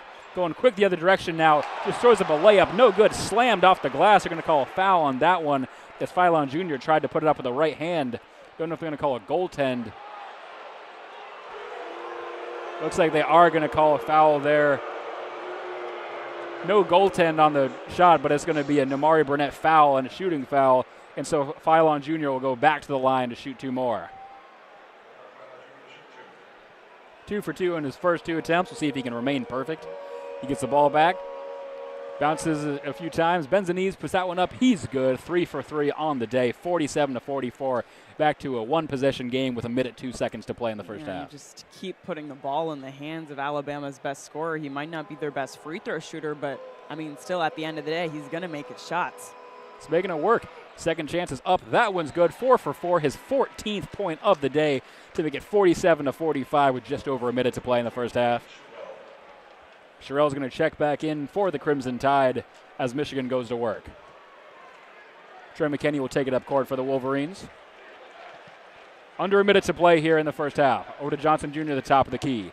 Motioning for Burnett to go around. Now just kick it out to Cheddar on the left corner. He thought about a three. Now he passes it back into Johnson Jr. in the paint. On the right side, getting around Sherrell. He puts it up. That one slowly creeps off the rim and off the wrong end. Rebounded by Alabama. That was so unlucky. 2 back-to-back, kind of tap-in layups from Rez Johnson have been misses. 36 seconds left in the half. Philon Jr. making his way down the paint. Destroys the ankles of Trey McKinney and puts that one up and down to tie it up at 47. And Dusty May wants a timeout. He wanted a foul on that one. Everyone in here wants a foul. As that was not a good look. Alabama now on a 6-0 run over the last 56 seconds. Michigan 0 for the last 4 from the field. Neither team can get both sides going at once, Jaden, as we saw Michigan go on an incredible run, and now Alabama taking some of their own to tie this one back up at 47. Yep, it's basically the flip of what we just saw Michigan go on. Now Michigan, I mean, they had a couple easy put-back layups that they missed. That's about 4 points, 4 easy points that they just left up on the board. And I know, quick intermission to my thoughts, but I just saw Aiden Sherrell run back into the locker room for Alabama. So he leaves the first half a little bit early. Not sure the reason. Didn't see anything happen, but he just took off back there. He was on his own, so didn't look hurt or anything, and no athletic staff with him. But a couple guys on Alabama's staff are now running after him. There was one, and now a second one went to follow. So not sure what happened there, but he's been a huge piece for Alabama today, getting a lot of the offense. Got the offense going really early to start the game with a couple back-to-back threes from him, and then, I mean, his presence just in the game has been huge today. So absolutely, Aiden Sherrell, 8 points today, including 6 of that from the three-point line. 6 points, I should say. We got 2 shots from three-point line. Would definitely be an interesting loss. Obviously, with 31 seconds left, he can just be going back into the locker room a little early, just as a precaution. He very well may be back for the second half. We'll wait to see if we get any word on that. But for now, they'll be down Sherrell for the last 31.3 seconds of this first half. Again, 47-47 is the score. I'm Zach Warshaw alongside Jaden Fode for WCBN FM Ann Arbor's coverage of the Sweet 16. We're here from the United Center in Chicago for Michigan versus Alabama March Madness, 1 seed versus 4 seed. So far, everything you could ask for in this one, except defense. That doesn't really exist. But yeah, not for either team, to be totally honest. We're both kind of letting the offenses rip, and I mean, obviously we know that's expected for both of these teams, two of the best offenses in the nation. And then defense, we were talking about it pregame. Alabama doesn't have one of the best defenses. It's number 59 defense in the country. It's not good. So if you're Alabama, they've gotten you off their offense. You don't mind it. Yeah, they get you off your offense. But if you're Michigan, you're a team that does rely on that defense. You have one of the top 2 defenses in the nation. So that's, you don't like to see a team kind of take full advantage of your defense. Absolutely. Again, to my point, number 3 offense in the country. They got here on the offense. If you're Michigan, you got to stop their offense. Yeah. I mean, the defense is not going to win Alabama games.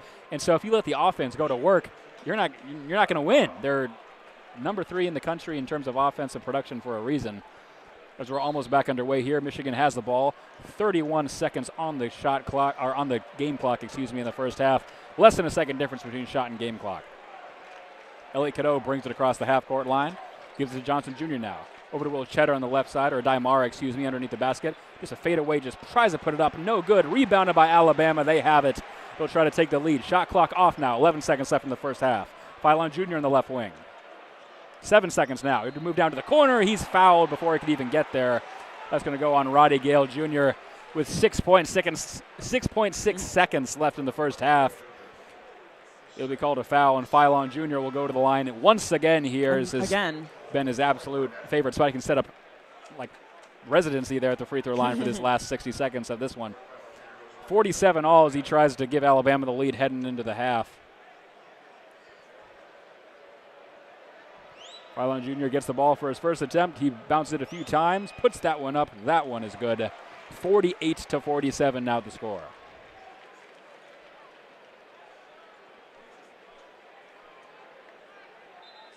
Phylon Jr. now 5 for 5 from the line, trying to make it 6 for 6.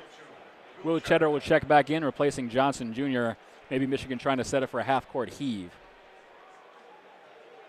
Phylon Jr. gets the ball back. He bounced it a few times.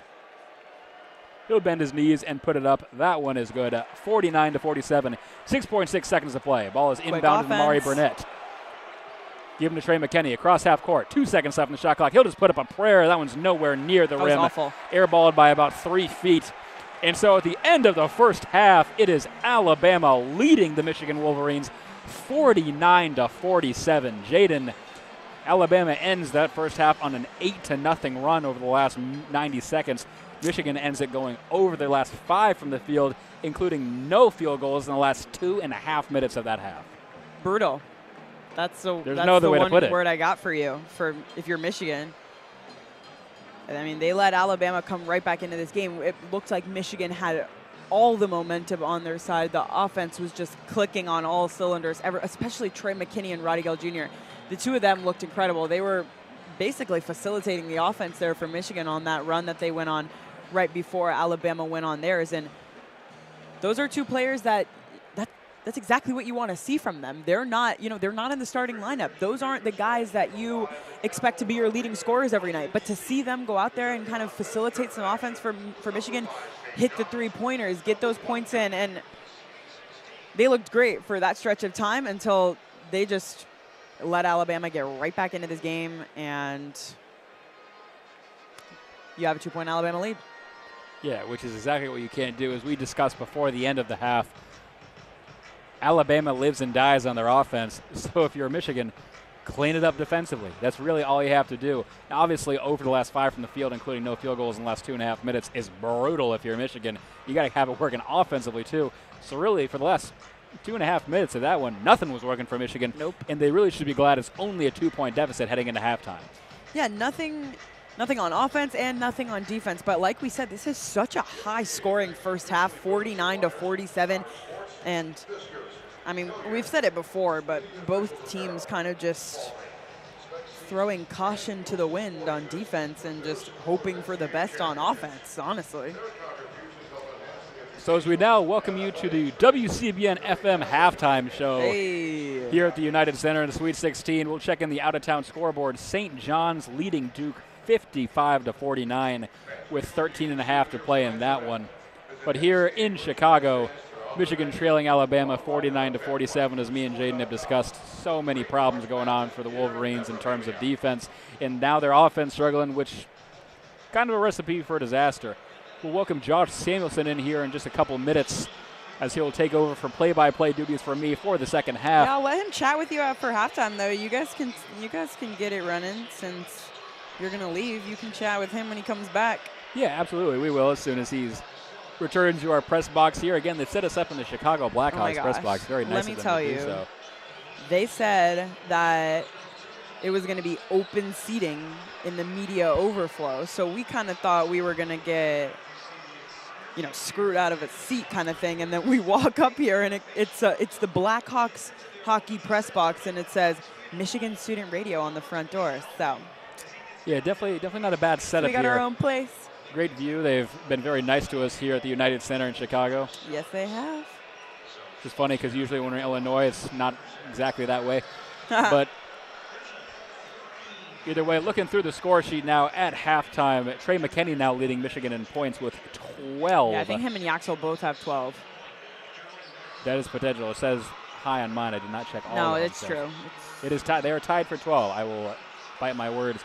Elliot Cadeau up to 7 points, and then a couple people with 4, 4, and 8, and Mara Johnson Jr. and McKinney. The largest lead for them was just 2 points at 6 points, 47-41. Just easily into that one, but you definitely got to pick it up if you're the Wolverines. On the Alabama end, LeBaron Philon Jr., 19 points. A lot of that coming with 6 free throws there in the last minute, but doing a great job there as Alabama's leader. Wright Sell Jr. with 10, and then Aiden Sherrill has 8 points, but we saw him exit early, so it'll be interesting to see what exactly was going on there. Yeah. And we'll let you know if we get any more information, but that would be quite the loss. Having a big man that can shoot it that well from beyond the arc, definitely you want that going into the second half.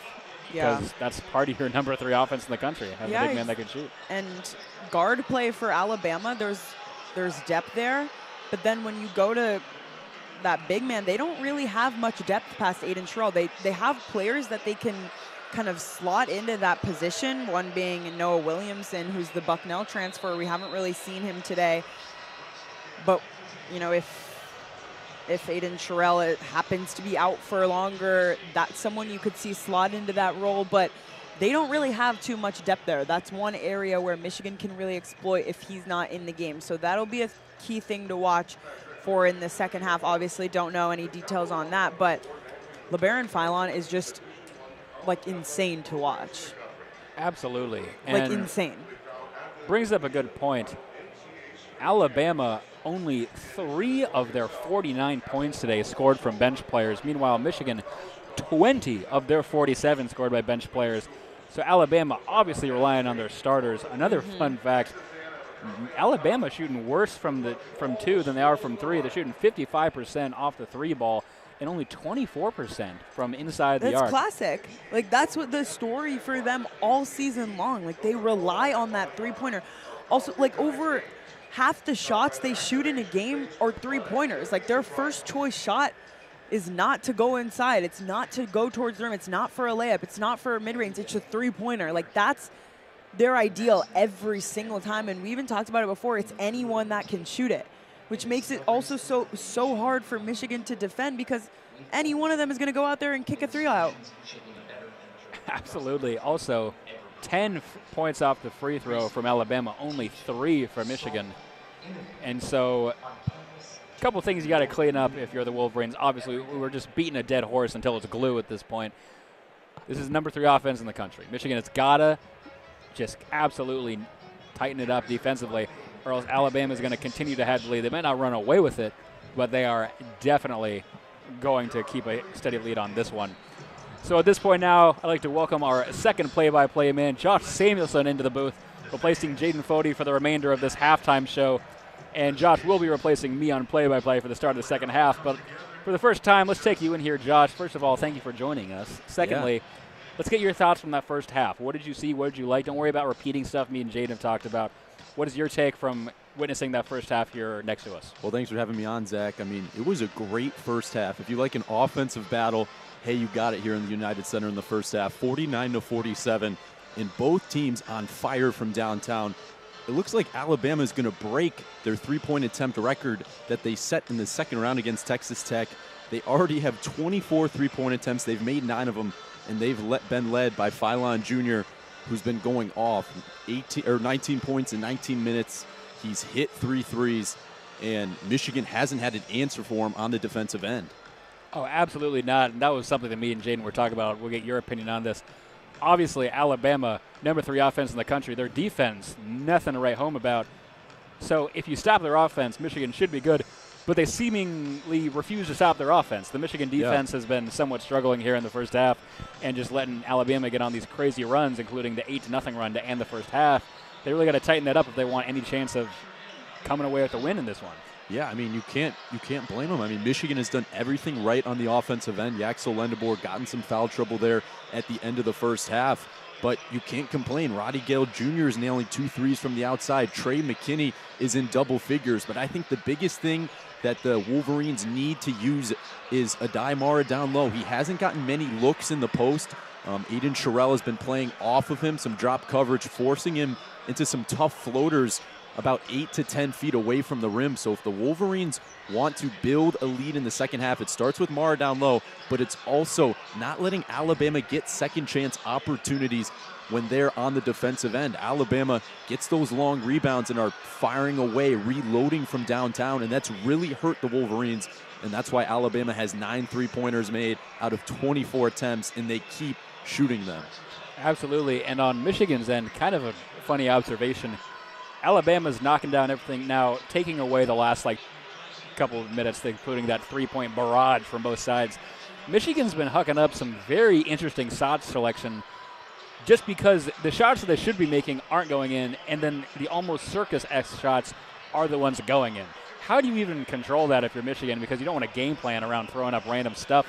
But obviously you're super streaky to start this one, and other than the 3-point brigade that we saw, they really can't get anything to fall that should normally fall for the Wolverines. Yeah, you make a great point. I mean, this whole season they've been built on getting inside the paint with their strong front court. Marez Johnson Jr., Yaxel Lendeboer, Adai Mara should all be first-round picks in the NBA draft, and they're built by going down low, getting second-chance opportunities, using their size, and really they've been replicating what Alabama does, been shooting a barrage of threes. Luckily, they've been falling.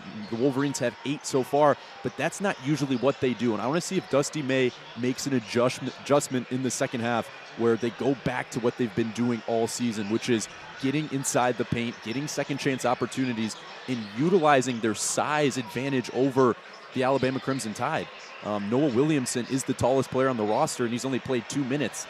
Today it's Aiden Sherrill, who's 6'11", their tallest player. The Wolverines have to expose that down low if they want to take a lead here in the second half.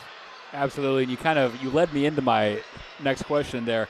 With about 10 minutes remaining, 10 and a half, of this halftime, let's go to both teams. If you're Dusty May, if you're Nate Oates, what are you saying to your team in halftime, whether it be on Alabama's side to continue this, or if you're on Michigan's side to tighten up defensively? Who do you think they got to activate? What do you think has to be said?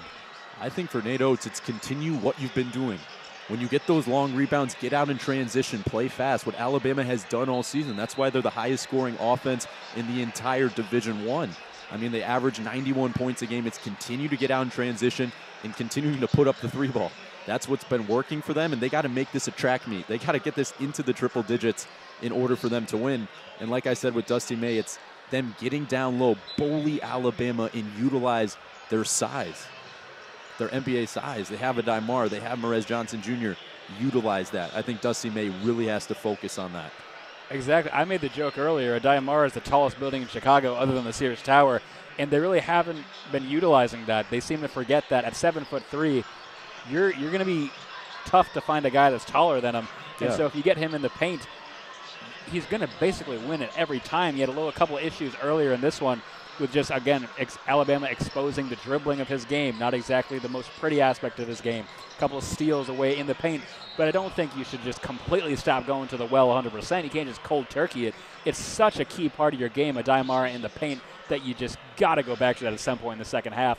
It's what helps the deciding factor be in terms of winning game for the Wolverines. Yeah, and I also think Jackson Lendeborg not playing for the last 6 minutes for the Wolverines was a pretty big deal. I mean, I thought the Wolverines were going to start pulling away when they're up 47-41. There with about 2 to 3 minutes left after McKinney and Gale were raining threes. The crowd was going crazy. The majority Michigan crowd was on their feet, and we have a couple Michigan fans in front of us, giving us fist bumps. After kept looking around and turning around. Yeah, after some big-time threes, and I thought they were going to start pulling away, maybe take a double-digit halftime lead, but Alabama responded. I think with Yax out there, your leader, your star, the Wolverines will be all right, but they got to watch out for this Alabama blitz from long range. Absolutely. Again, we keep repeating ourselves, but the defensive play has been the issue here for Michigan. Again, just letting them get through, take whatever shot they want, usually leaving a guy open every single possession. And Alabama doing a key job at finding the open man. As we are under 8 until we return to play here, Alabama re-entering the floor at this point. Michigan still in the locker room. We'll wait to see if Aiden Sherrill comes back out again. We saw him leave a little bit early, just about 30 to 40 seconds before the end of that first half.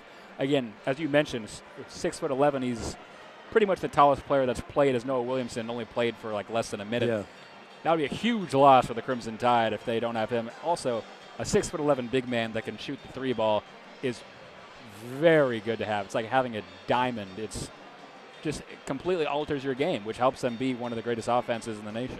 Yeah, I mean, he's been that building block for Alabama all season. The guy, they call him Mr. Consistent. I mean, he's down there. He's a two-way guy. He leads the team in blocks. He's top 20 in the nation in blocks per game at 2.3, and he can shoot the ball, stretch the floor. And Alabama really needs that. Obviously, they've had a ton of injuries. They've had a ton of court situations this season where they've had players missing, and Aiden Sherrill being out for the second half would really hurt them. So hopefully for the Crimson Tide, he's back out there and they have their full strength getting ready for the second half. And if we look at the Jumbotron, St. John's has a 2-point lead over the Blue Devils there in Washington, D.C. I was just about to say, going back to the out-of-town scoreboard, St. John's Duke has been absolutely back and forth. As it stands right now, St. John's the 2-point lead, 7:20 remaining in that one. Looking at the University of Michigan out-of-town scoreboard, the hockey guys get it done, beating Bentley 5-1 in Albany in their regional. Again, in about 3 minutes, Penn State versus Minnesota Duluth will get underway, and Michigan will wait to face the winner of that one for a ticket to the Frozen Four in Las Vegas. But back to basketball again. Now Duke tied it up again. Absolute insane gameplay here in the Sweet 16, both yesterday and today. Michigan State, UConn, Tennessee, Iowa State after the Duke game and our game, respectively. This is March Madness, and Sweet 16 is where it really gets real, Josh. You don't have any more, respectfully, in the most respectful way possible, playing Howard or Hofstra in the first round. You're now playing elite-level talent every single night. I mean, we're so spoiled with this tournament every single year, and I think especially this season, it's been above and beyond. I mean, the first round, people can complain that we didn't have that many great games. We had a couple blowouts, but the round of 32, we had back-to-back-to-back just great games. And then yesterday, we had Purdue and Texas come down to the wire. Well, Trey Kaufman-Wren tipped it in for Purdue to win it, move to the Elite Eight. And then you also had Iowa and Nebraska going back and forth, two Big Ten schools who don't have much tournament success. Iowa makes their first Elite Eight since 1989, I believe, and Nebraska just got their first NCAA tournament win in program history last weekend. So it's good to see the Big Ten doing well. Like the Wolverines, we have their rival Spartans playing in Washington, D.C. Iowa have moved on, and as well as Purdue. So it's good to see the Big Ten having some success here. Oh, yeah, the Big Ten absolutely dominating.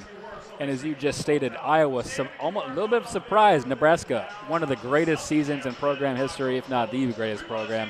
Again, we're undefeated for quite a while until they played Michigan. And now they're going home before the Elite Eight. A lot of people had them making it to the Elite Eight minimum. Yeah. So very good play. Again, kind of a weird scenario where you see the Big Ten cannibalizing itself, but it's for another Big Ten squad. Really an embarrassment of riches here for the entire Big Ten Conference. And Michigan obviously trying to see if they can continue that. But Illinois also already in. Got a chance for quite a Big Ten representative Elite Eight tomorrow. Potentially. Depending on who wins. I mean, theoretically, we could have an all Big Ten Final Four that's still alive with Illinois. We have Purdue potentially, obviously Michigan here, and then Michigan State. So the Big Ten could break their drought since the Spartans last did it in 2001. It's been 25 years since the Big Ten won a national championship in basketball, which is so hard to believe. Absolutely. So we're under 4 until halftime. Before I hand the headset back over to Jaden and you and her take it the rest of the way, other than what we've already discussed, I would like to hear your keys for both teams for the second half, as well as a player from both sides you think needs to really step it up and take charge for their respective team.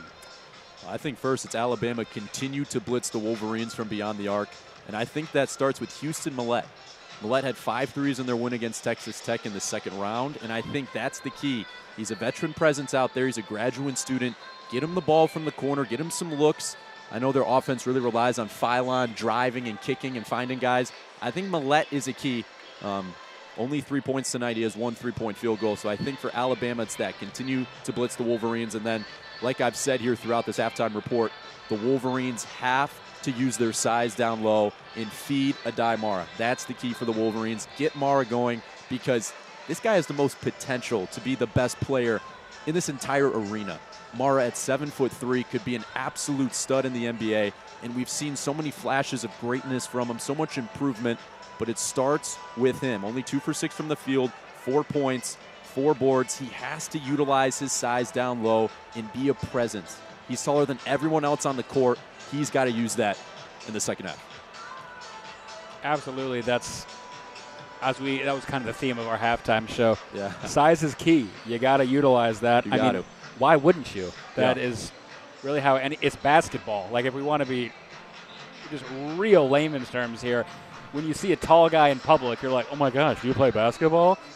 The tall guy should be good at basketball. Give it to the people that are bigger. Again, would be interested to see if they utilize Noah Williamson more, 7 feet tall out of Latvia. Aiden Sherrill has been the go-to so far, 6'11". Alabama's got to do that, and I would like to repeat myself just to re-emphasize it.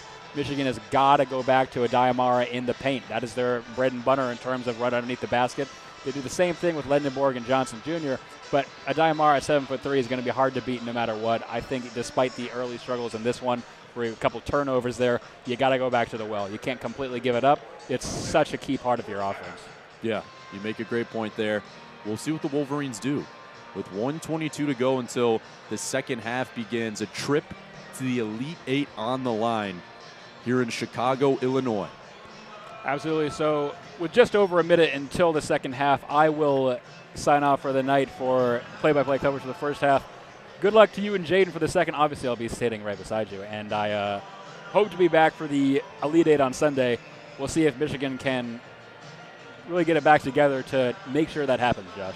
Yeah, great job, Zach, and I can't wait to take over and take you guys away here for the second half of the Sweet 16 here in Chicago, Illinois.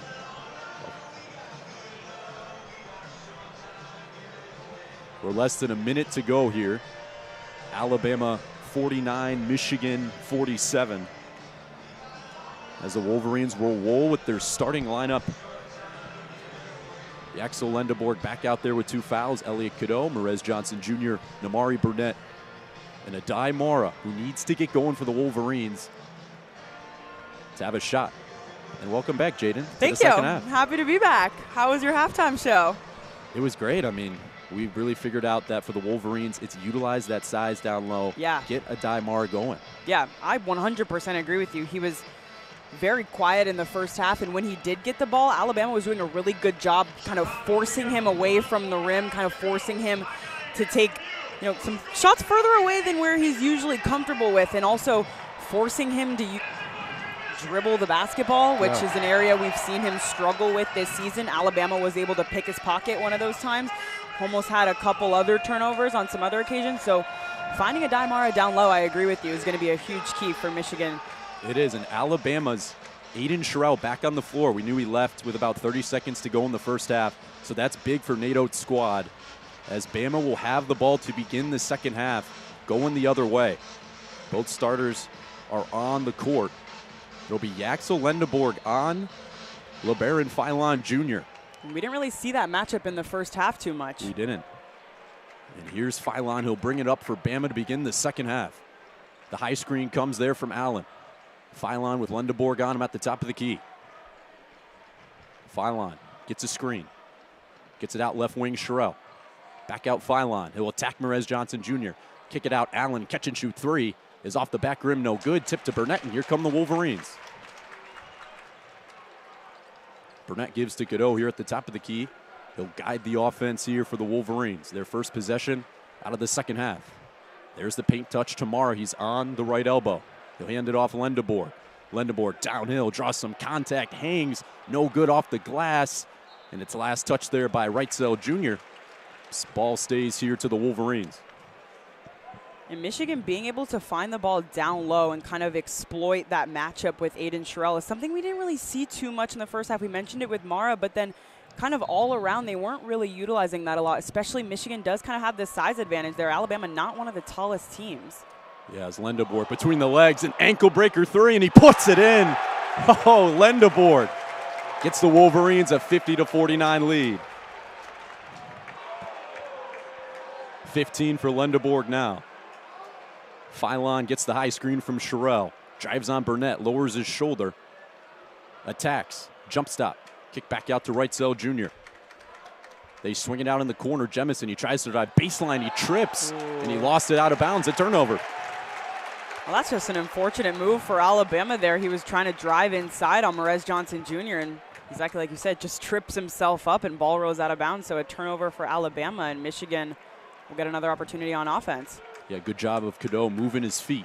50-49 Wolverines here in the first minute of the second half. Mara has it on the right elbow. He'll find Lendeborg off a curl. Lendeborg, the float shot is short. Namari Burnett offensive board. Reload Cadeau for three. In and out. Lendeborg on the glass, and he finishes for two. It's a wide open three-pointer for Elliot Cadeau. Couldn't get it to fall, but way to go by Lendeborg getting on the glass there. Wrightsell Jr. now here on the right wing. He'll try to drive on Cadeau. Good perimeter defense. Back out Philon on the right wing. He has a switch on Johnson Jr. Philon pumps, kicks in the corner. It's Wrightsell, blocked by Cadeau. What a deflection. Blocked by Cadeau. You don't hear that one too often, but Elliot Cadeau has played incredible defense in the first half and now picking up exactly where he left off in the second half. Yeah, a really improved defender. Has locked up opposing guards in the Big Ten all season long. And an inbound here for Allen, a tough one. He's in the corner on the baseline. They get into Sherrill on the left wing. He'll drive on Cadeau, try to exploit that mismatch, hang in the air, and score as it rattles around the cup and falls. 52-51 Wolverines. Lendeborg has it in the corner, guarded by Allen. The screen from Mara. Lendeborg inside. He feeds Mara. Mara on the right block. Back out Lendeborg. He'll dribble drive inside. They'll kick it out. Burnett, corner three. Short. Tipped around, last touched by Bama. Stays with the Wolverines. Wolverines have done a good job early on in this half, kind of kicking the ball out, finding some of those wide open threes. Unlucky, Elliot Cadeau missed the first one. Namari Burnett misses the second one, but they're doing a good job finding some of those open shots, and they're also doing a good job, they did so in the first half, keeping pace with Alabama's three-point percentage. Yeah, here's Cadeau. He pulls up from the left elbow. Too strong. It's tipped around still, and it ends up in Lendeborg's hands for three, and that's off the back rim, hits the top of the backboard, and will head to the Crimson Tide's way. 52-51 Wolverines, 7:22 to go here in the second half. Wolverines kind of raining it down from three, starting off early in these first 3 minutes of this half. Not getting as lucky as they were in the first half, though, with getting a lot of those to fall, but... Yeah, both teams a little cold to begin here the second half. There's a little bit of pressure from the Wolverines. Bama gets it in here to Omari Allen, and he'll bring it up. He's guarded by Cadeau here at the top of the key. Now guarded by Burnett. They feed Philon. Now it's Wrightsell. Another block from the Wolverines, this time Gale. And that's another player that the Wolverines have really relied on for defense this season. I know sometimes he's not as productive on offense, but that's a guy that you can really count on defense. He had a couple really good plays in the first half guarding Philon Jr., and then again, another block for the Wolverines. Yeah, doing a good job closing out here in the second half. Allen will swing it, intercepted by Lendeborg. Lendeborg up ahead, Burnett, coast to coast flush. Namari Burnett gives the Wolverines a 3-point lead as the Crimson Tide call a timeout. I mean, Michigan's got this place on their feet. You can just, we were kind of talking about it in the beginning, but the Maize and Blue, I mean, they travel, they follow this team, and especially being in Chicago, huge alumni base here. And Namari Burnett on the floor, but Adaimar will head to the bench. Checking in now is Merez Johnson Jr., so the Wolverines will go with Lendeborg, Burnett, Cadeau, and Roddy Gale Jr., who's played exceptional here tonight. Yes. 8 points, but his defensive impact, I feel like, means so much more. It really does. He's someone that, you know, they're not putting him in the game for the offense, but tonight they're also getting the offense, which is a huge upside when you have a player like him. And, you know, so many people talk about how he shines the brightest in March. We saw it last year in the tournament, and then again this year. He's been doing really well for the Wolverines in this NCAA tournament so far, and exactly like you said, 8 points in the first half, but then the defense from him, we saw the block early on in the second half, and like you said, Michigan doing a really good job closing out. We saw the first one from Cadeau and then the second one from Roddy Gale Jr., and good defense from the Wolverines so far. That's exactly how you want to open up this second half. Yeah, Dusty Mays definitely made some adjustments in the halftime locker room and have blitzed, Phylon Jr. have blitzed these Alabama shooters, not giving them enough space to relocate and reload. As we look at the out-of-town scoreboard, Duke is up by 5 over St. John's with the ball with about 1:07 to go. That's a big matchup there in the East region. That's huge. If that could finish, Duke obviously beat the Wolverines earlier this season in Washington, D.C. Yes.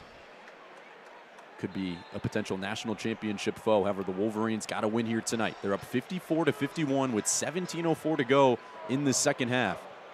Coming out of timeout, Bama has the ball. And a little bit of pressure here from the Wolverines. It's Bol Bowen who'll get it into Phylon Jr., guarded by Gale. Phylon, the leading scorer with 19 tonight for Bama, as that ball's almost deflected by Lendeborg, now in the hands of Bol Bowen. Bowen gives to Sherrell, guarded by Johnson Jr. Sherrell looks to drive, and Johnson Jr. doesn't let him. The handoff to Phylon, and a ticky-tack foul there on Gale Jr. They say he shoved Phylon. So 20 on the shot clock now. The third foul on Gale.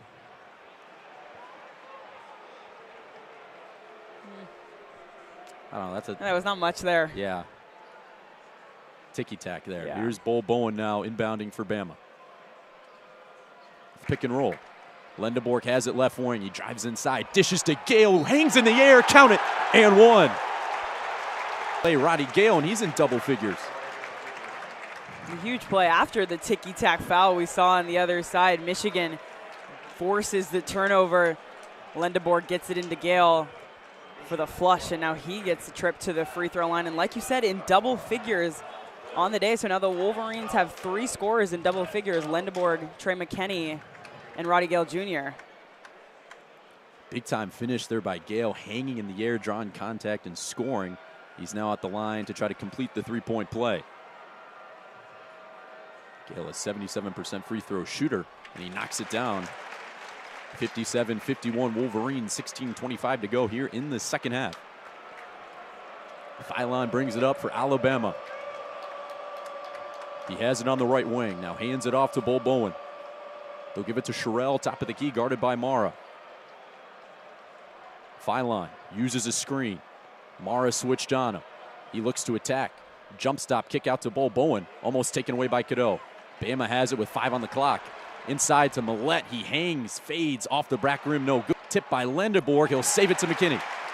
Wolverines basketball, they're coming the other way. Cadeau gives to Mara here in the short corner. Mara kicks it back out McKinney. They swing at Lendeborg left wing.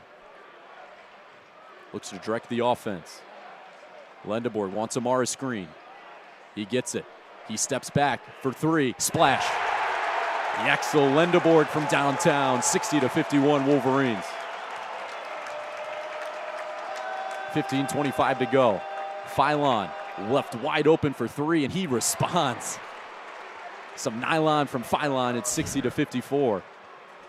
We saw a lot of the respond and answer in the first half, just trading buckets back and forth. And that's if you leave Phylon wide open from three, he's going to take it every time. And up to 22 points on the day, 4 3-pointers, he's not missing.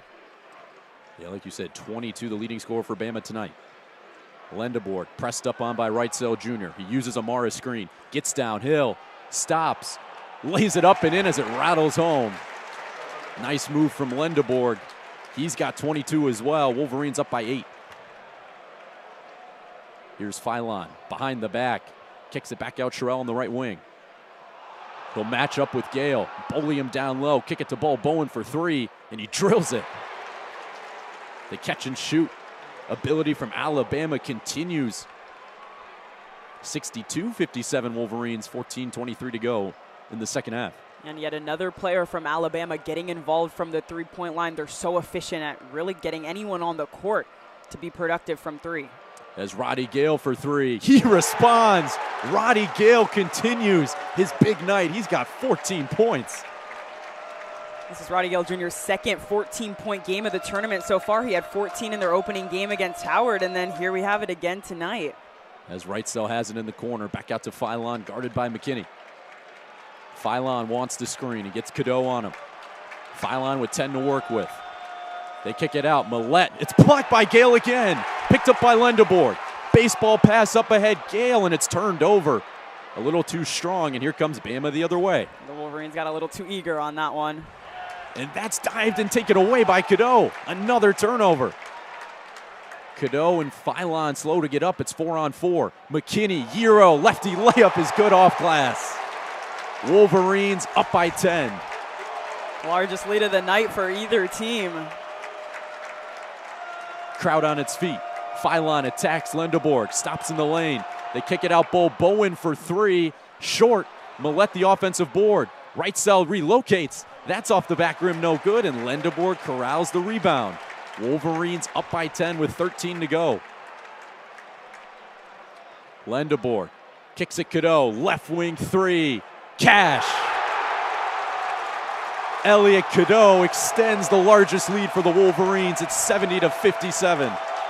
The Wolverines are just absolutely clicking on all cylinders right now. Everyone getting involved on offense, and then the defense stepping it up here too.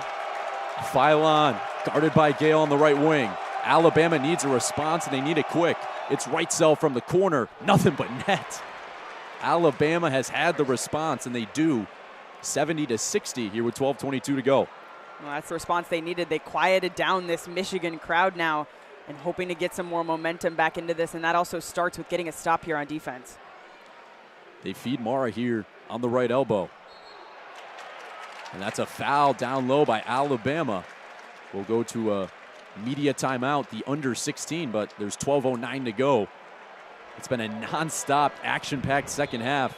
Almost no whistles as the Wolverines lead 70-60.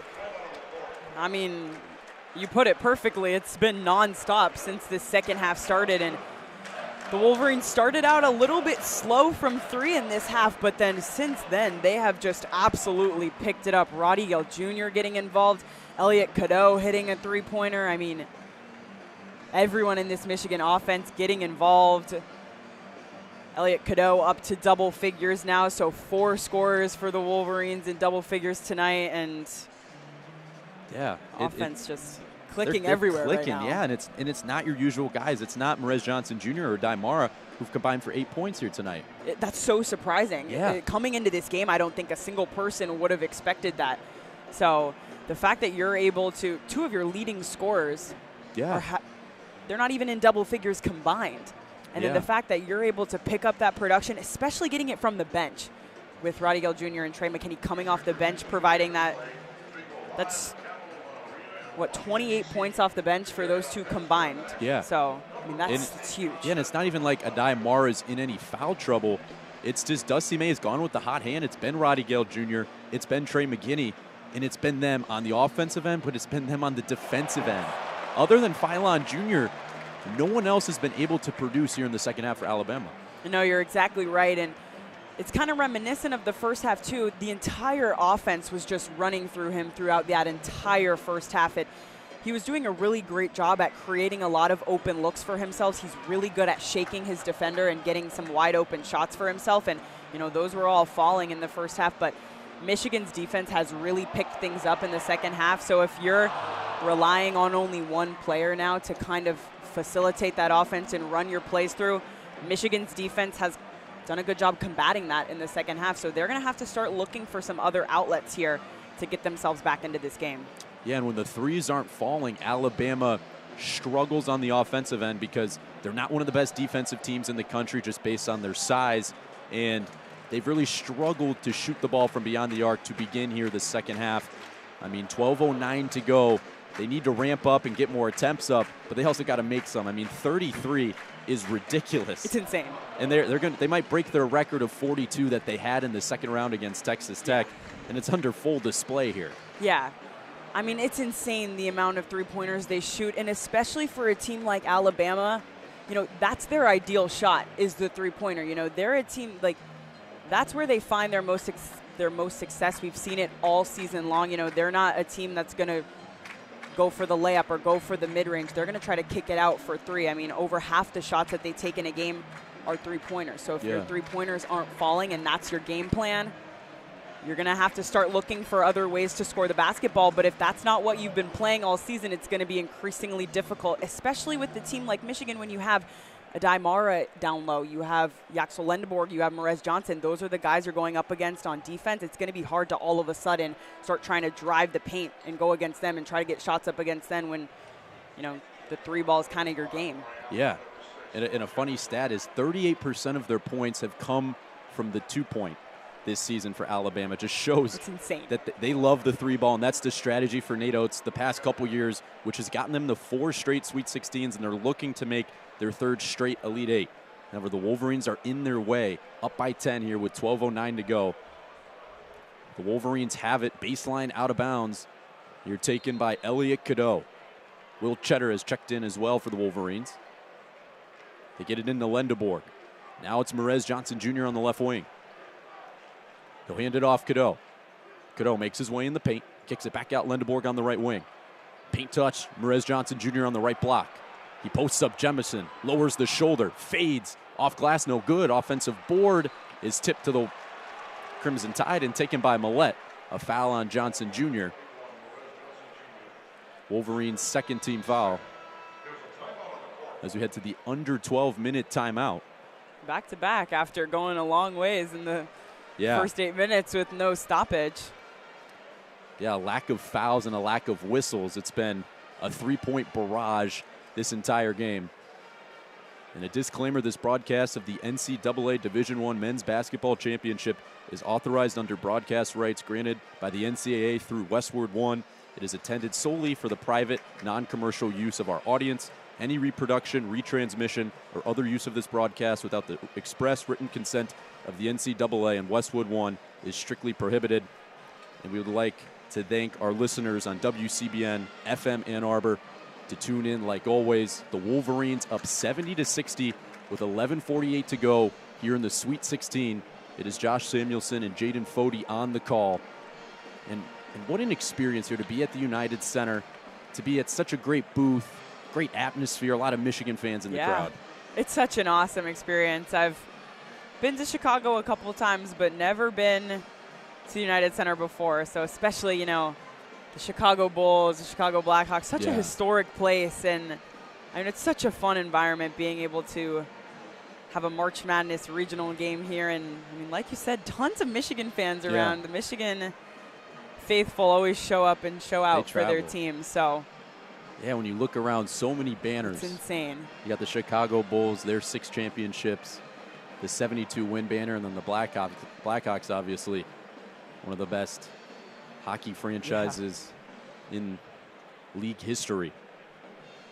As the Wolverines and Alabama Crimson Tide, the winner moves on to the Midwest Regional Final on Sunday afternoon. They face the winner of Tennessee and Iowa State that follows after this. And it's just such an interesting regional. I mean, a lot of injuries, as you can say. When you looked at this bracket to begin, Texas Tech looked like a threat throughout the season. They lost JT Toppin for the rest of the season with the torn ACL. Unfortunately, Alabama lost Aiden Holloway due to some legal issues. And then you see Tennessee, who's kind of struggled throughout the season. They're now here in the Sweet 16. Iowa State could be without Joshua Jefferson.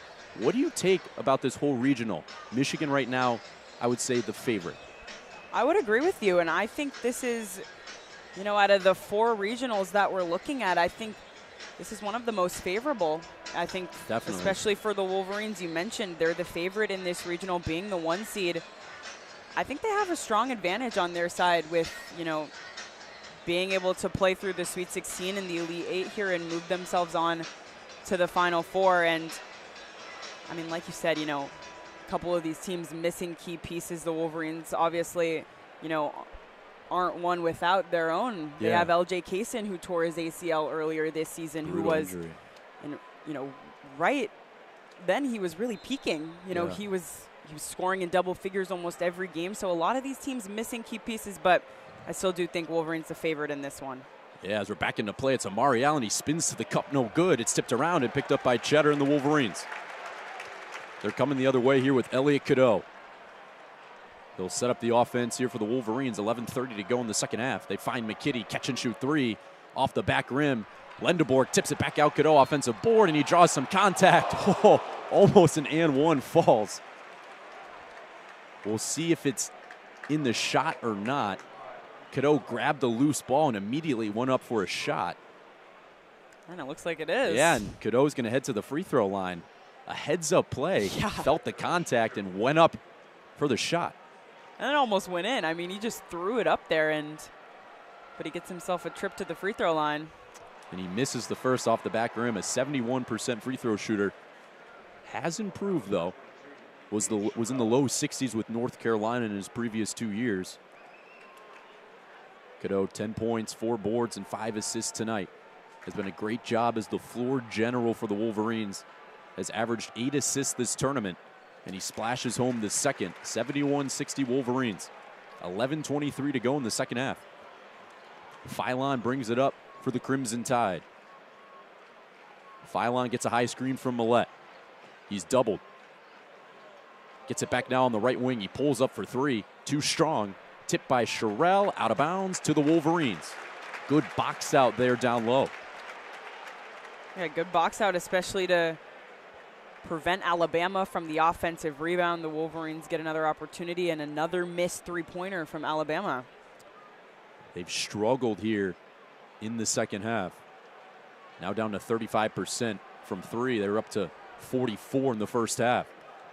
Cadeau has it top of the key. A high screen from Merez Johnson Jr. Kicks it back out, Cheddar. Now Cadeau, top of the key. 15 on the shot clock. Merez Johnson Jr. in their short corner, guarded by Sherrell. He'll look to post him up. Lowers his right shoulder. Gets inside. Blocked by Sherrell. Good defense, and it's tipped to Alabama. Incredible defense by Sherrell. Here comes Phylon. Lowers his shoulder. Kicks it out. Right wing. Millette wide open. Off the front rim, no good. Tipped around. Phylon wide open, but they call a foul on Alabama. It's going the other way to the Wolverines. A loose ball foul on Amari Allen.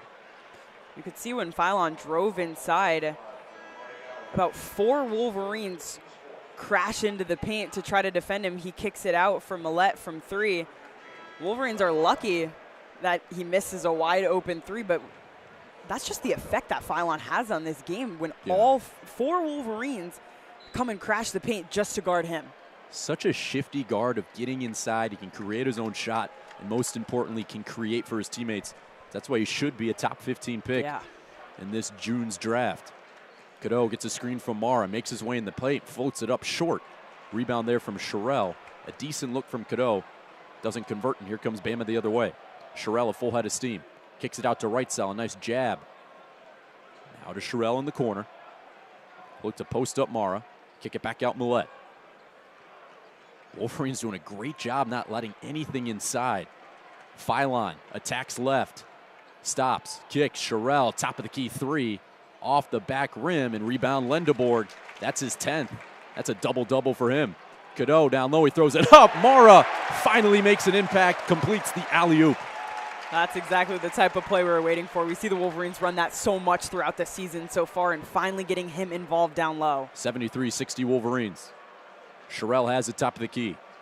He'll fake the pass, get inside on the left block, hang. Good defense, Mara. In the hands of Lendeborg. Up ahead, McKinney. Full head of steam, reverse layup, missed it, but he was fouled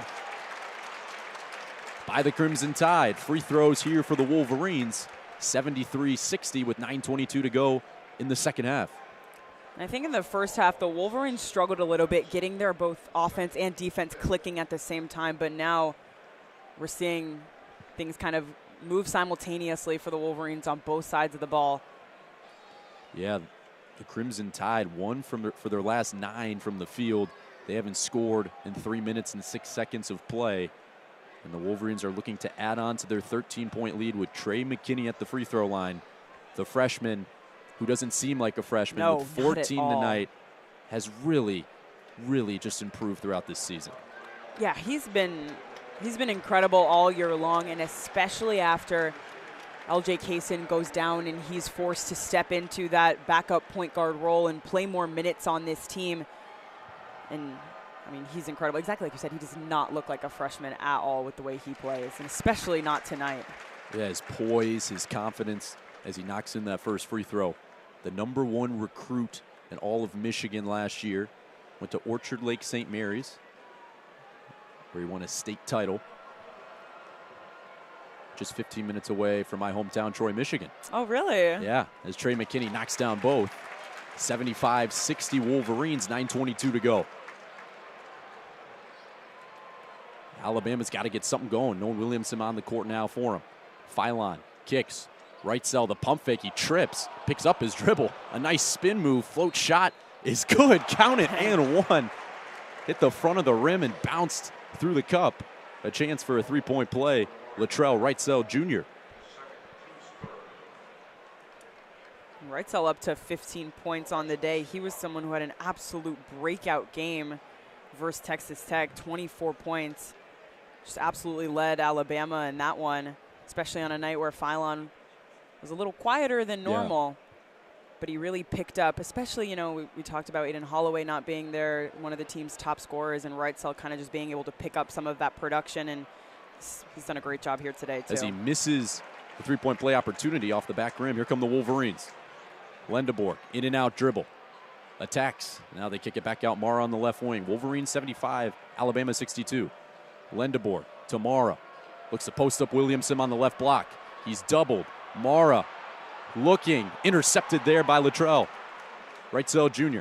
Here comes Bama. They get it to Phylon. Pump fake, fly by inside. He hangs and draws some contact. He'll go to the line to shoot a pair. And that's where we've seen Mara struggle today, is when Alabama's been able to pressure him and force him to try to dribble out of it. Yeah. He hasn't really been able to do it. Yeah, that's a great point. He's been really indecisive down low. He's not going straight to his either drop step or spin move. He's holding on to the ball too long, taking too long to make a decision to either go to the bucket or pass out to his teammates. He's such a terrific passer. As Phylon nails the first free throw. He's got 23 tonight, but has been cold here in the second half. Only 4 points for him. He takes 3 dribbles, bends the knees, and knocks home the second. 2 for 2 for LeBaron Phylon Jr. 75-64 Michigan, as Bama tries to make a little bit of a run. Trey McKinney has it top of the key. Now to Lendeborg on the left wing. Got the high screen from Mara. Lendeborg kicks it to McKinney in the corner. Back out Lendeborg at the top of the key. He jabs, he drives, he floats it, and he's fouled there. Adai Mara. I don't know if it's shooting. We'll see. Mara's on the floor in some pain.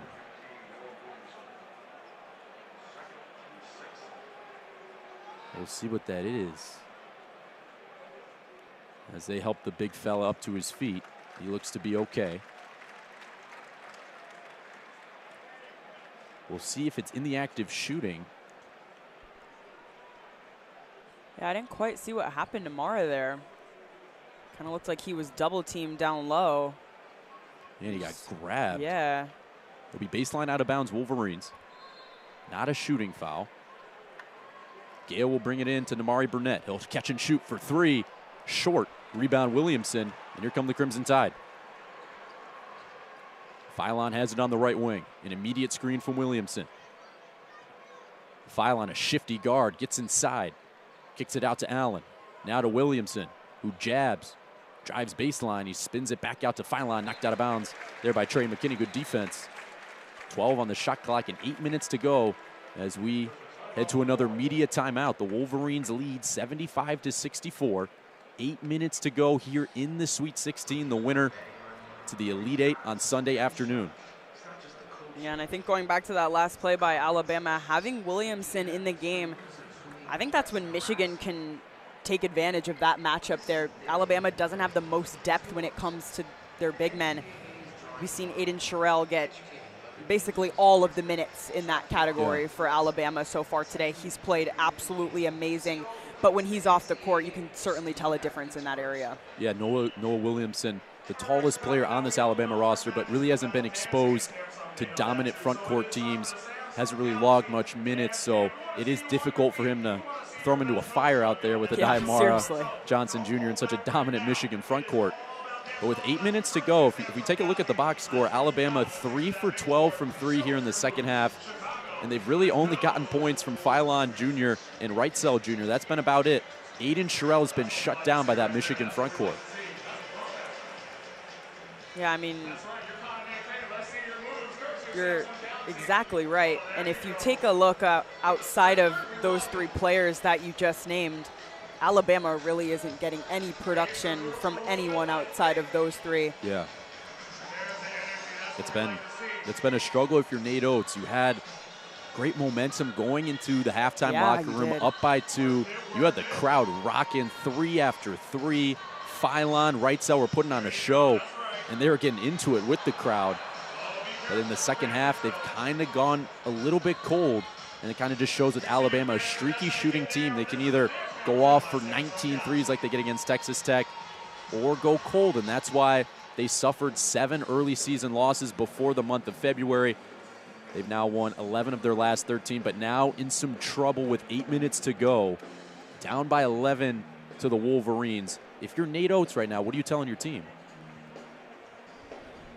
It's hard because things were working so well for them in the first half, and they're kind of still trying to utilize that, especially with the 3-ball. They've quieted down a lot from there, but I think it's so hard because the Michigan defense has really picked up. Michigan has done a lot better on defense in this second half. So I think if you're Alabama, you almost need to start trying to force things inside and look for something different. If the 3-ball is not falling and you keep forcing that and you keep missing, you're just going to dig yourself into a hole further and further that you can't get out of. And so I think, maybe run some different plays on offense, kind of get some different looks, and see how that fares. Yeah, I mean, a lot to ask for against this Michigan defensive unit, which ranks at the top of the country this whole season long. That's what the pedigree has been built with Dusty May this whole entire season, and the Wolverines have not shied away from it here in the second half, where they've really shut Alabama down, outscoring them 28-15 here in the last 12 minutes. As Bama has it down by 11, Phylon will inbound out on the baseline right in front of the cheerleaders. And you see Sherrill back into the game already. They need him. Yes. Phylon swings it out, Wrightsell Jr. He'll jab, he'll drive, he'll kick. Phylon, flyby, 3, bullseye. A response from LeBaron Phylon Jr. It's an 8-point game, 75-67 Wolverines.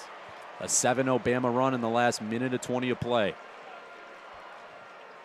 Lendeborg gets a high screen from Mara. He drives, hangs, too strong, but Mara on the glass slams it home.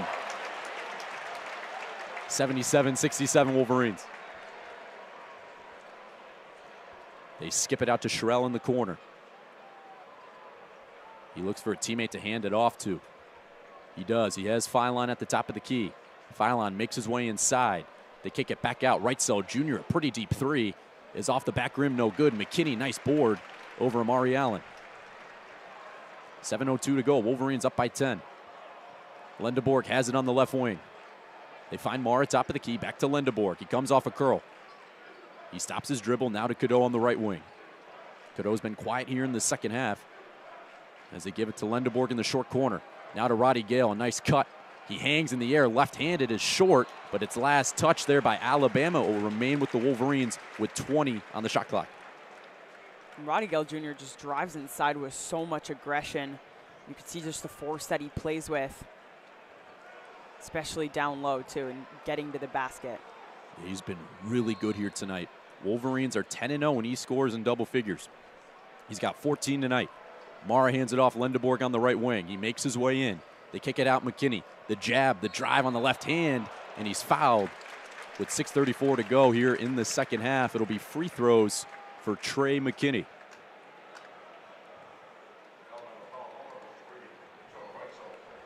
That's the fourth foul on Allen, so he's got to be careful in these last 6.5 minutes of this game. Yeah. As Bama gets the Wolverines in the bonus now, which is a pretty big deal here with still 6:34 to go. McKinney, a 90% free throw shooter. The first one on the way is off the back rim, no good. An announcer jinx. And I will say the scorers, they changed the foul on Allen and put it on Wrightsell, so he gets a lucky break there. Yeah, good news for Allen. As the Wolverines only 4 team fouls. McKinney's second free throw on the way. It's good. All nylon from him. He's got 17 points. 78-67 Wolverines, 6.5 to go. Wrightsell Jr. gives it to Sherrill at the top of the key. He'll hand it off Phylon. He pumps. Now on the left wing, makes his way inside, a nice spin. Lost the ball, now gives it to Sherrill in the corner, who's off the back rim, no good. And a loose ball foul on Allen. That's his fourth, going the other way to the Wolverines. And that's the official fourth foul there for him. So just going right back to the previous point. I mean, 6 minutes left to play, and one of your starters is now in jeopardy of fouling out of this game. Yeah, not a smart foul. The Wolverines in the bonus, so Elliot Cadeau is going to go to the free throw line. And the thing is, Alabama really had no shot at getting that ball there. Just a frustration foul as the Crimson Tide are down by 11 with 6:13 to go. Yeah, not only is it a not smart foul, it sends Michigan to the line, but it's Allen's fourth foul of the game. So as Cadeau misses the 1-and-1, here comes Bama the other way. They find Millett in the corner for 3. He'll kick it back out Sherrill. The pump, the drive. Now another kick. It's Bo Bowen left wide open for 3. Off the front rim, no good. Last touch there by Bama as they can't corral the offensive rebound. It's heading the Wolverines' direction with 5:57 to go. Yeah, and Bama 2 for their last 10, still struggling on offense. They were clawing back into this game a little bit, but it was more so on the misses of Michigan than on what Alabama can actually make. Yeah, they're only 30% from the field here in the second half, 6 for 21. Not the recipe for success if you're Alabama, down 78-67 with 5:57 to go. And you can even see they're still relying on the three-point shot. You know, they're not shying away from it at all. 40 attempts now on the game. It's just an insane number. 3 away from a new record. That's crazy. Here comes Cadeau and the Wolverines. A double-digit lead. He gets a screen from Mara, makes his way in the paint, stops, gives it now to Merez Johnson Jr. on the left block. He bullies his way inside, and he's fouled by Bo Bowen. More free throws for the Wolverines. I mean, putting the Wolverines in the bonus with this much time left to go in the game is just brutal for Alabama as you're trying to claw your way back into this one, and especially when you're struggling on offense and then you're just giving the Wolverines free opportunities for points at the free throw line. Yeah, the Wolverines starting to bully down low this smaller Crimson Tide team. As Johnson Jr. at the free throw line, his first trip tonight, and he misses the first. Johnson Jr. only 4 points tonight, a quiet day for the Illinois transfer, an all Big Ten team representative. He's been so good all year, averaging almost 18 points per game this tournament. Yeah. But it's been shut down by the Crimson Tide tonight. And I can only imagine that, you know, kind of shutting down Merez Johnson and Adai Mara was part of their game plan coming into this game, and it's working really well for them. But then the Wolverines just able to find production elsewhere. And I think when you have guys like Roddy Gale Jr. and Trey McKinney coming off the bench, being able to fill those gaps, That's not, you know, I think that's not something you can totally plan for when you're Alabama. These are two, like, Roddy Gale Jr. and Trey McKinney having some of their best scoring nights of the season tonight. Yeah. I mean, if you're Nate Oates, you couldn't really prepare for that. No. You were focused on these 3 dominant front court players, and the Wolverines bench has proven everything here tonight. Johnson Jr.'s second free throw is good. He buries it. 79-67, 5:39 to go. Johnson Jr. with 5 points tonight. Here come the Crimson Tide. They need threes, and they need a lot of them.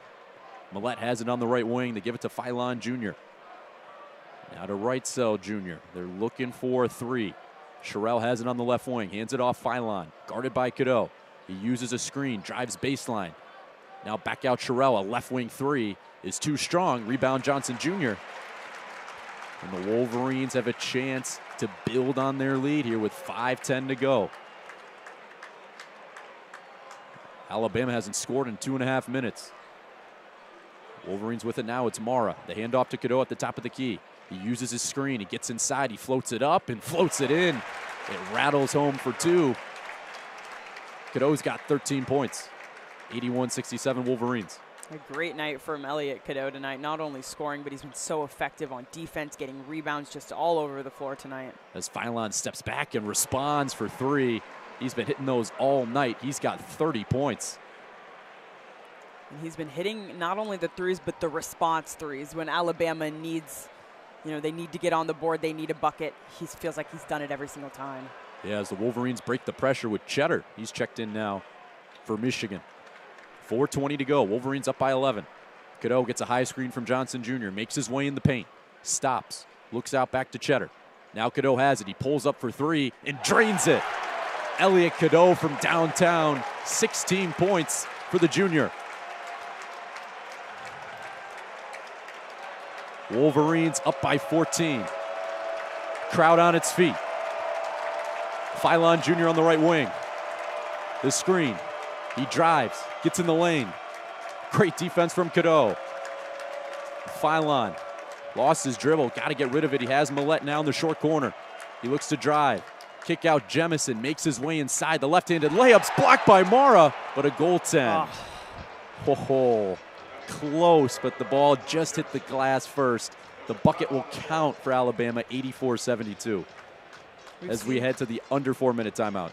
We've seen a couple plays like that from Mara tonight on the defensive glass. He got a block like that early on in the first half and tries to get another one. Unfortunate for the goaltend for him, but still great defense all around from the Wolverines. I'm especially impressed with Elliot Cadeau. Oh my gosh, yeah. Great defense from the guards of the Wolverines tonight. And Alabama has really struggled to get inside here in the second half.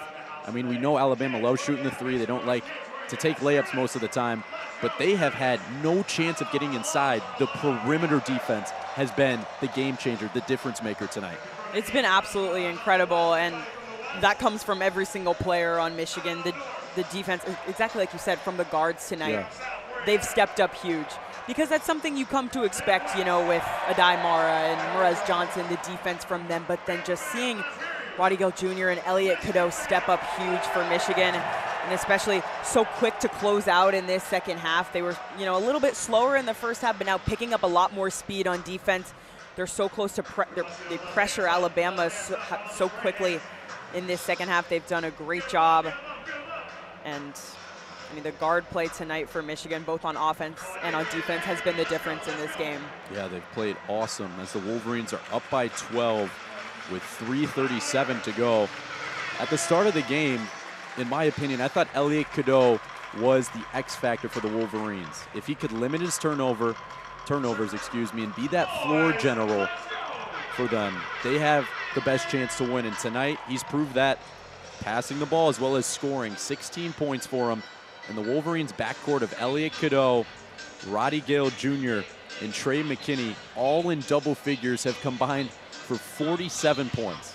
I mean, that's unreal. And going back to Elliot Cadeau, I think that was one of the areas that people have noticed from him all season long, is how Michigan can play and how Elliot Cadeau can take care of the basketball, and that was going to be a key piece in limiting the turnovers. He's done an incredible job at limiting the turnovers so far in, you know, this March Madness tournament. It was kind of an issue at some points during the regular season, but he's done incredible. And I'd also, not to toot my own horn, but just to point out, Zach asked me who I thought one of my X factors was going to be for Michigan today. I said Roddy Gale Jr., Yeah. so I feel like I'm cashing in on that one. You definitely are. I mean, he has been the difference maker here tonight. I mean, I said Elliot Cadeau, but it really has been Roddy Gale. It's both of them. You Yeah. can't lie. Yeah. It's been both of them, especially both ends of the ball for both players have been huge.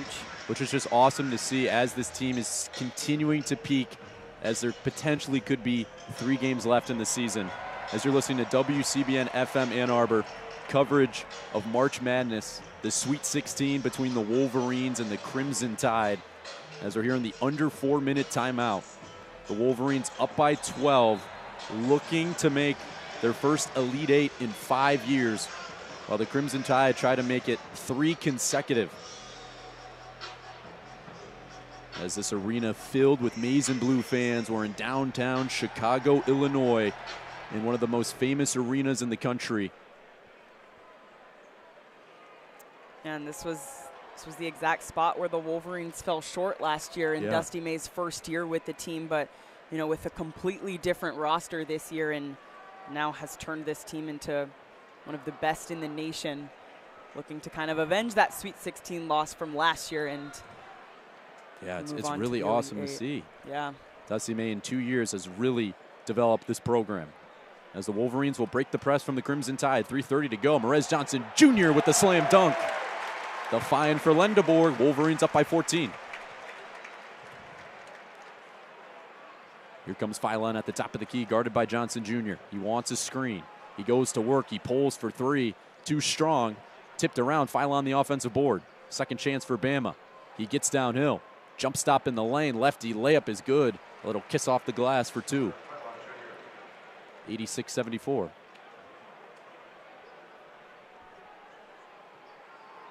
Cadeau gets it in the Lendeborg. A little bit of pressure. Wild pass is picked up by Cadeau. He sprints after it. Looked like Usain Bolt out there. They get it back out to Lendeborg, now to Gale Jr.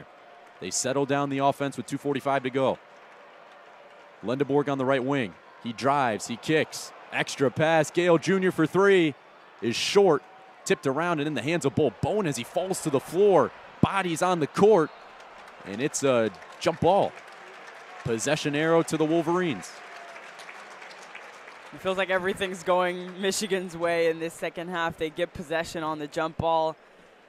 There was great facilitation on offense there for the Wolverines, just passing the ball around, finding Roddy Gale for the wide open 3. Unfortunate miss there, but I mean, the Wolverines still retain possession. Yeah, all the loose balls, all the bounces on the rim have gone the Wolverines' way here in the second half, up by 12. 2.5 to go. Lendeborg on the right wing. He swings it out, Gale. Now down low, Cadeau. Extra pass to Johnson Jr. is tipped. He tiptoes the sideline and saves it for the Wolverines, and a timeout by Cadeau as he was trapped in the corner by Phylon and Allen. 2:22 to go. The Wolverines burn their second timeout. A smart play by Elliot Cadeau to avoid a turnover. Yeah, very heads-up play by him tonight. I mean, he has really impressed me in all areas of the game.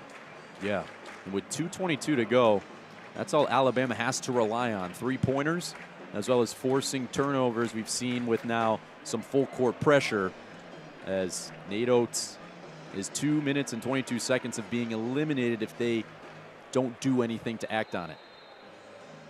Yeah, and just kind of comparing that three-point percentage, which we knew was going to be so huge today. Michigan's shooting 50% from 3, and Alabama just over 32%. They've shot 43 three-pointers. I know that was, you were keeping track of that. Unbelievable. But the Wolverines have matched that. They've hit 13 triples of their own, and they're 50% from beyond the arc. Yep. And I think that's an area Alabama doesn't really expect teams to match their three-point shooting. Exactly. They want to make it a track meet. As Cadeau gets some space downhill, high off the glass is no good, but he's hit hard and fouled. His face is on the deck. That was a hard fall. Yeah. Cadeau will go to the line, a little shaken up for a pair. It's Bull Bowen's first foul. Double bonus action here for the Wolverines. 2:13 to go. Cadeau 1 for 3 at the line is no good on the first. Another miss. 86-74. Aiden Sherrill will check in for London Jemison. Cadeau 16 points, 6 assists, 5 boards tonight. Been the complete package for the Wolverines. Second free throw will drop. 87-74. 2:13 to go. Here come the Crimson Tide. They need points and they need them fast. Wrightsell Jr. hands it off to Phylon. He's on the right wing. Surveys. Attacks on McKinney. Spins in the lane on the left block. Kicks it now to Millette, now to Bull Bowen. Bama's trying to swing it around. Ball deflected. Double teamed as Bull Bowen here at the top of the key. Finally gets rid of it to Millette. He looks to drive. Spin. They kick it around. Wrightsell Jr. fading in the corner. That's short. Johnson Jr. is fouled, and we're heading the other way to the Wolverines. Another loose ball foul on the Crimson Tide. As the crowd, all the Maize and Blue faithful get to their feet here in the United Center. They can taste the Elite Eight around here. Oh, yeah.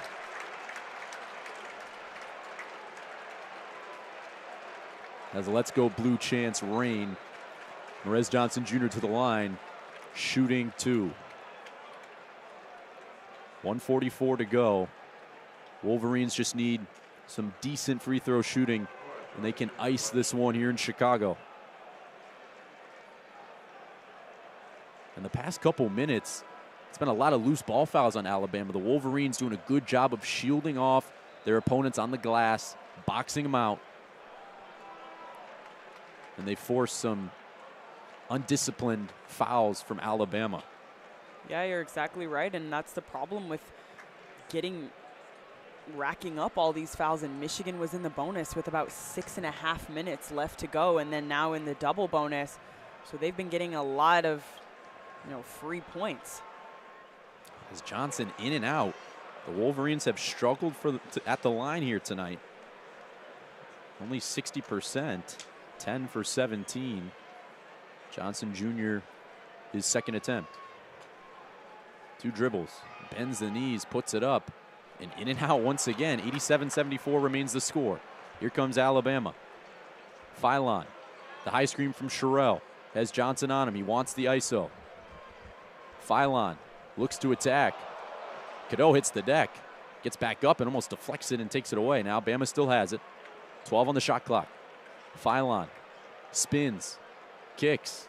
Allen, a pretty deep 3, is off the front rim, no good. Tip to Merez Johnson Jr. And the crowd can begin to taste it as Millette fouls Lendeborg with 1:14 to go. He's going to the free throw line, up by 13, 87-74. You can hear the Let's Go Blue chants. The crowd all on their feet.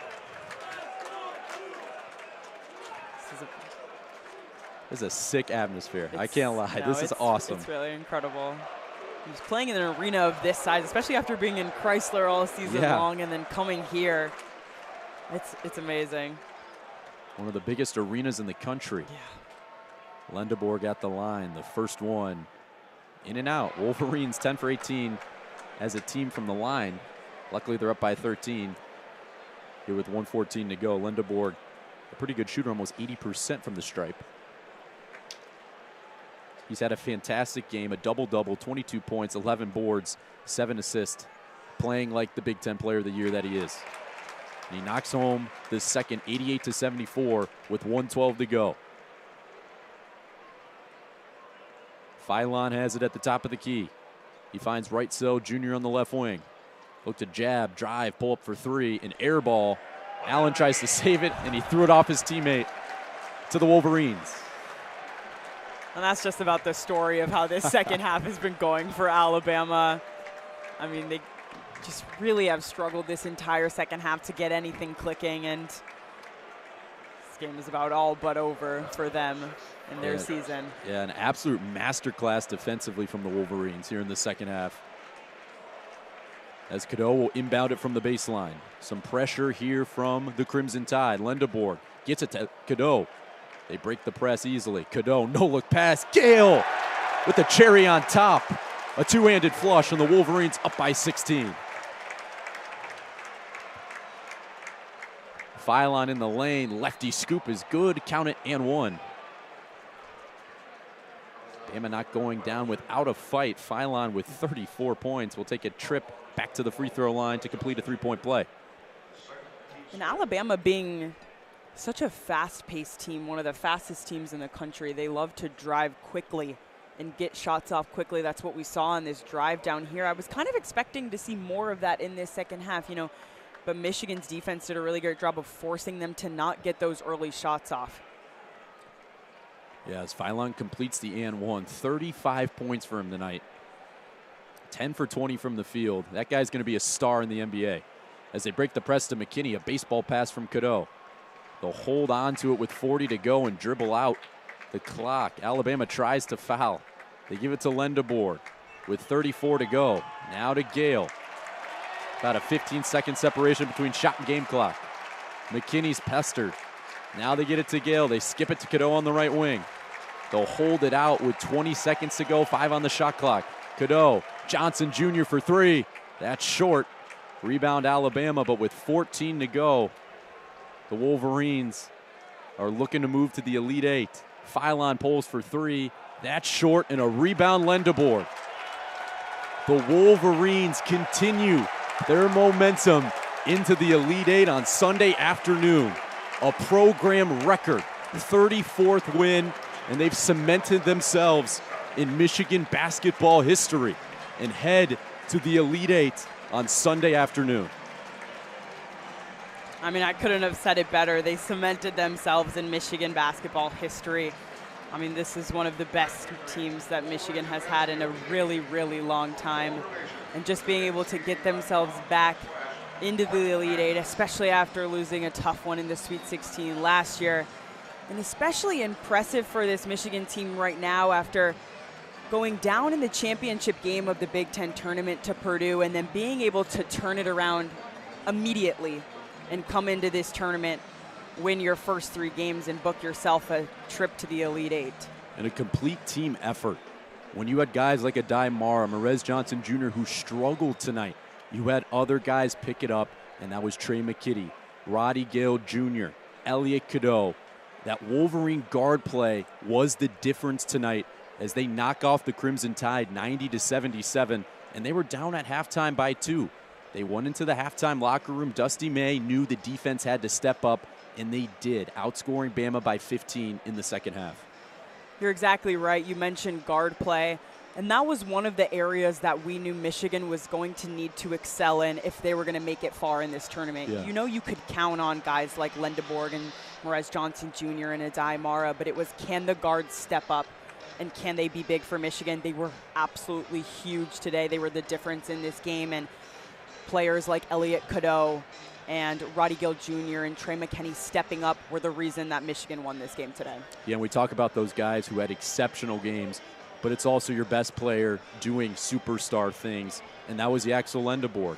He led the team in scoring, 23 points, led the team in rebounding, tied for the lead in assists, a 23-12-7 game for a lottery pick, for an All-American, for the Big Ten Player of the Year. Yaxel Lendeborg continues to prove himself here in this tournament. He does. It's like you said, that's their superstar. That's what you expect from a player like Yaxel Lendeborg, and this is exactly what he came to Michigan to do.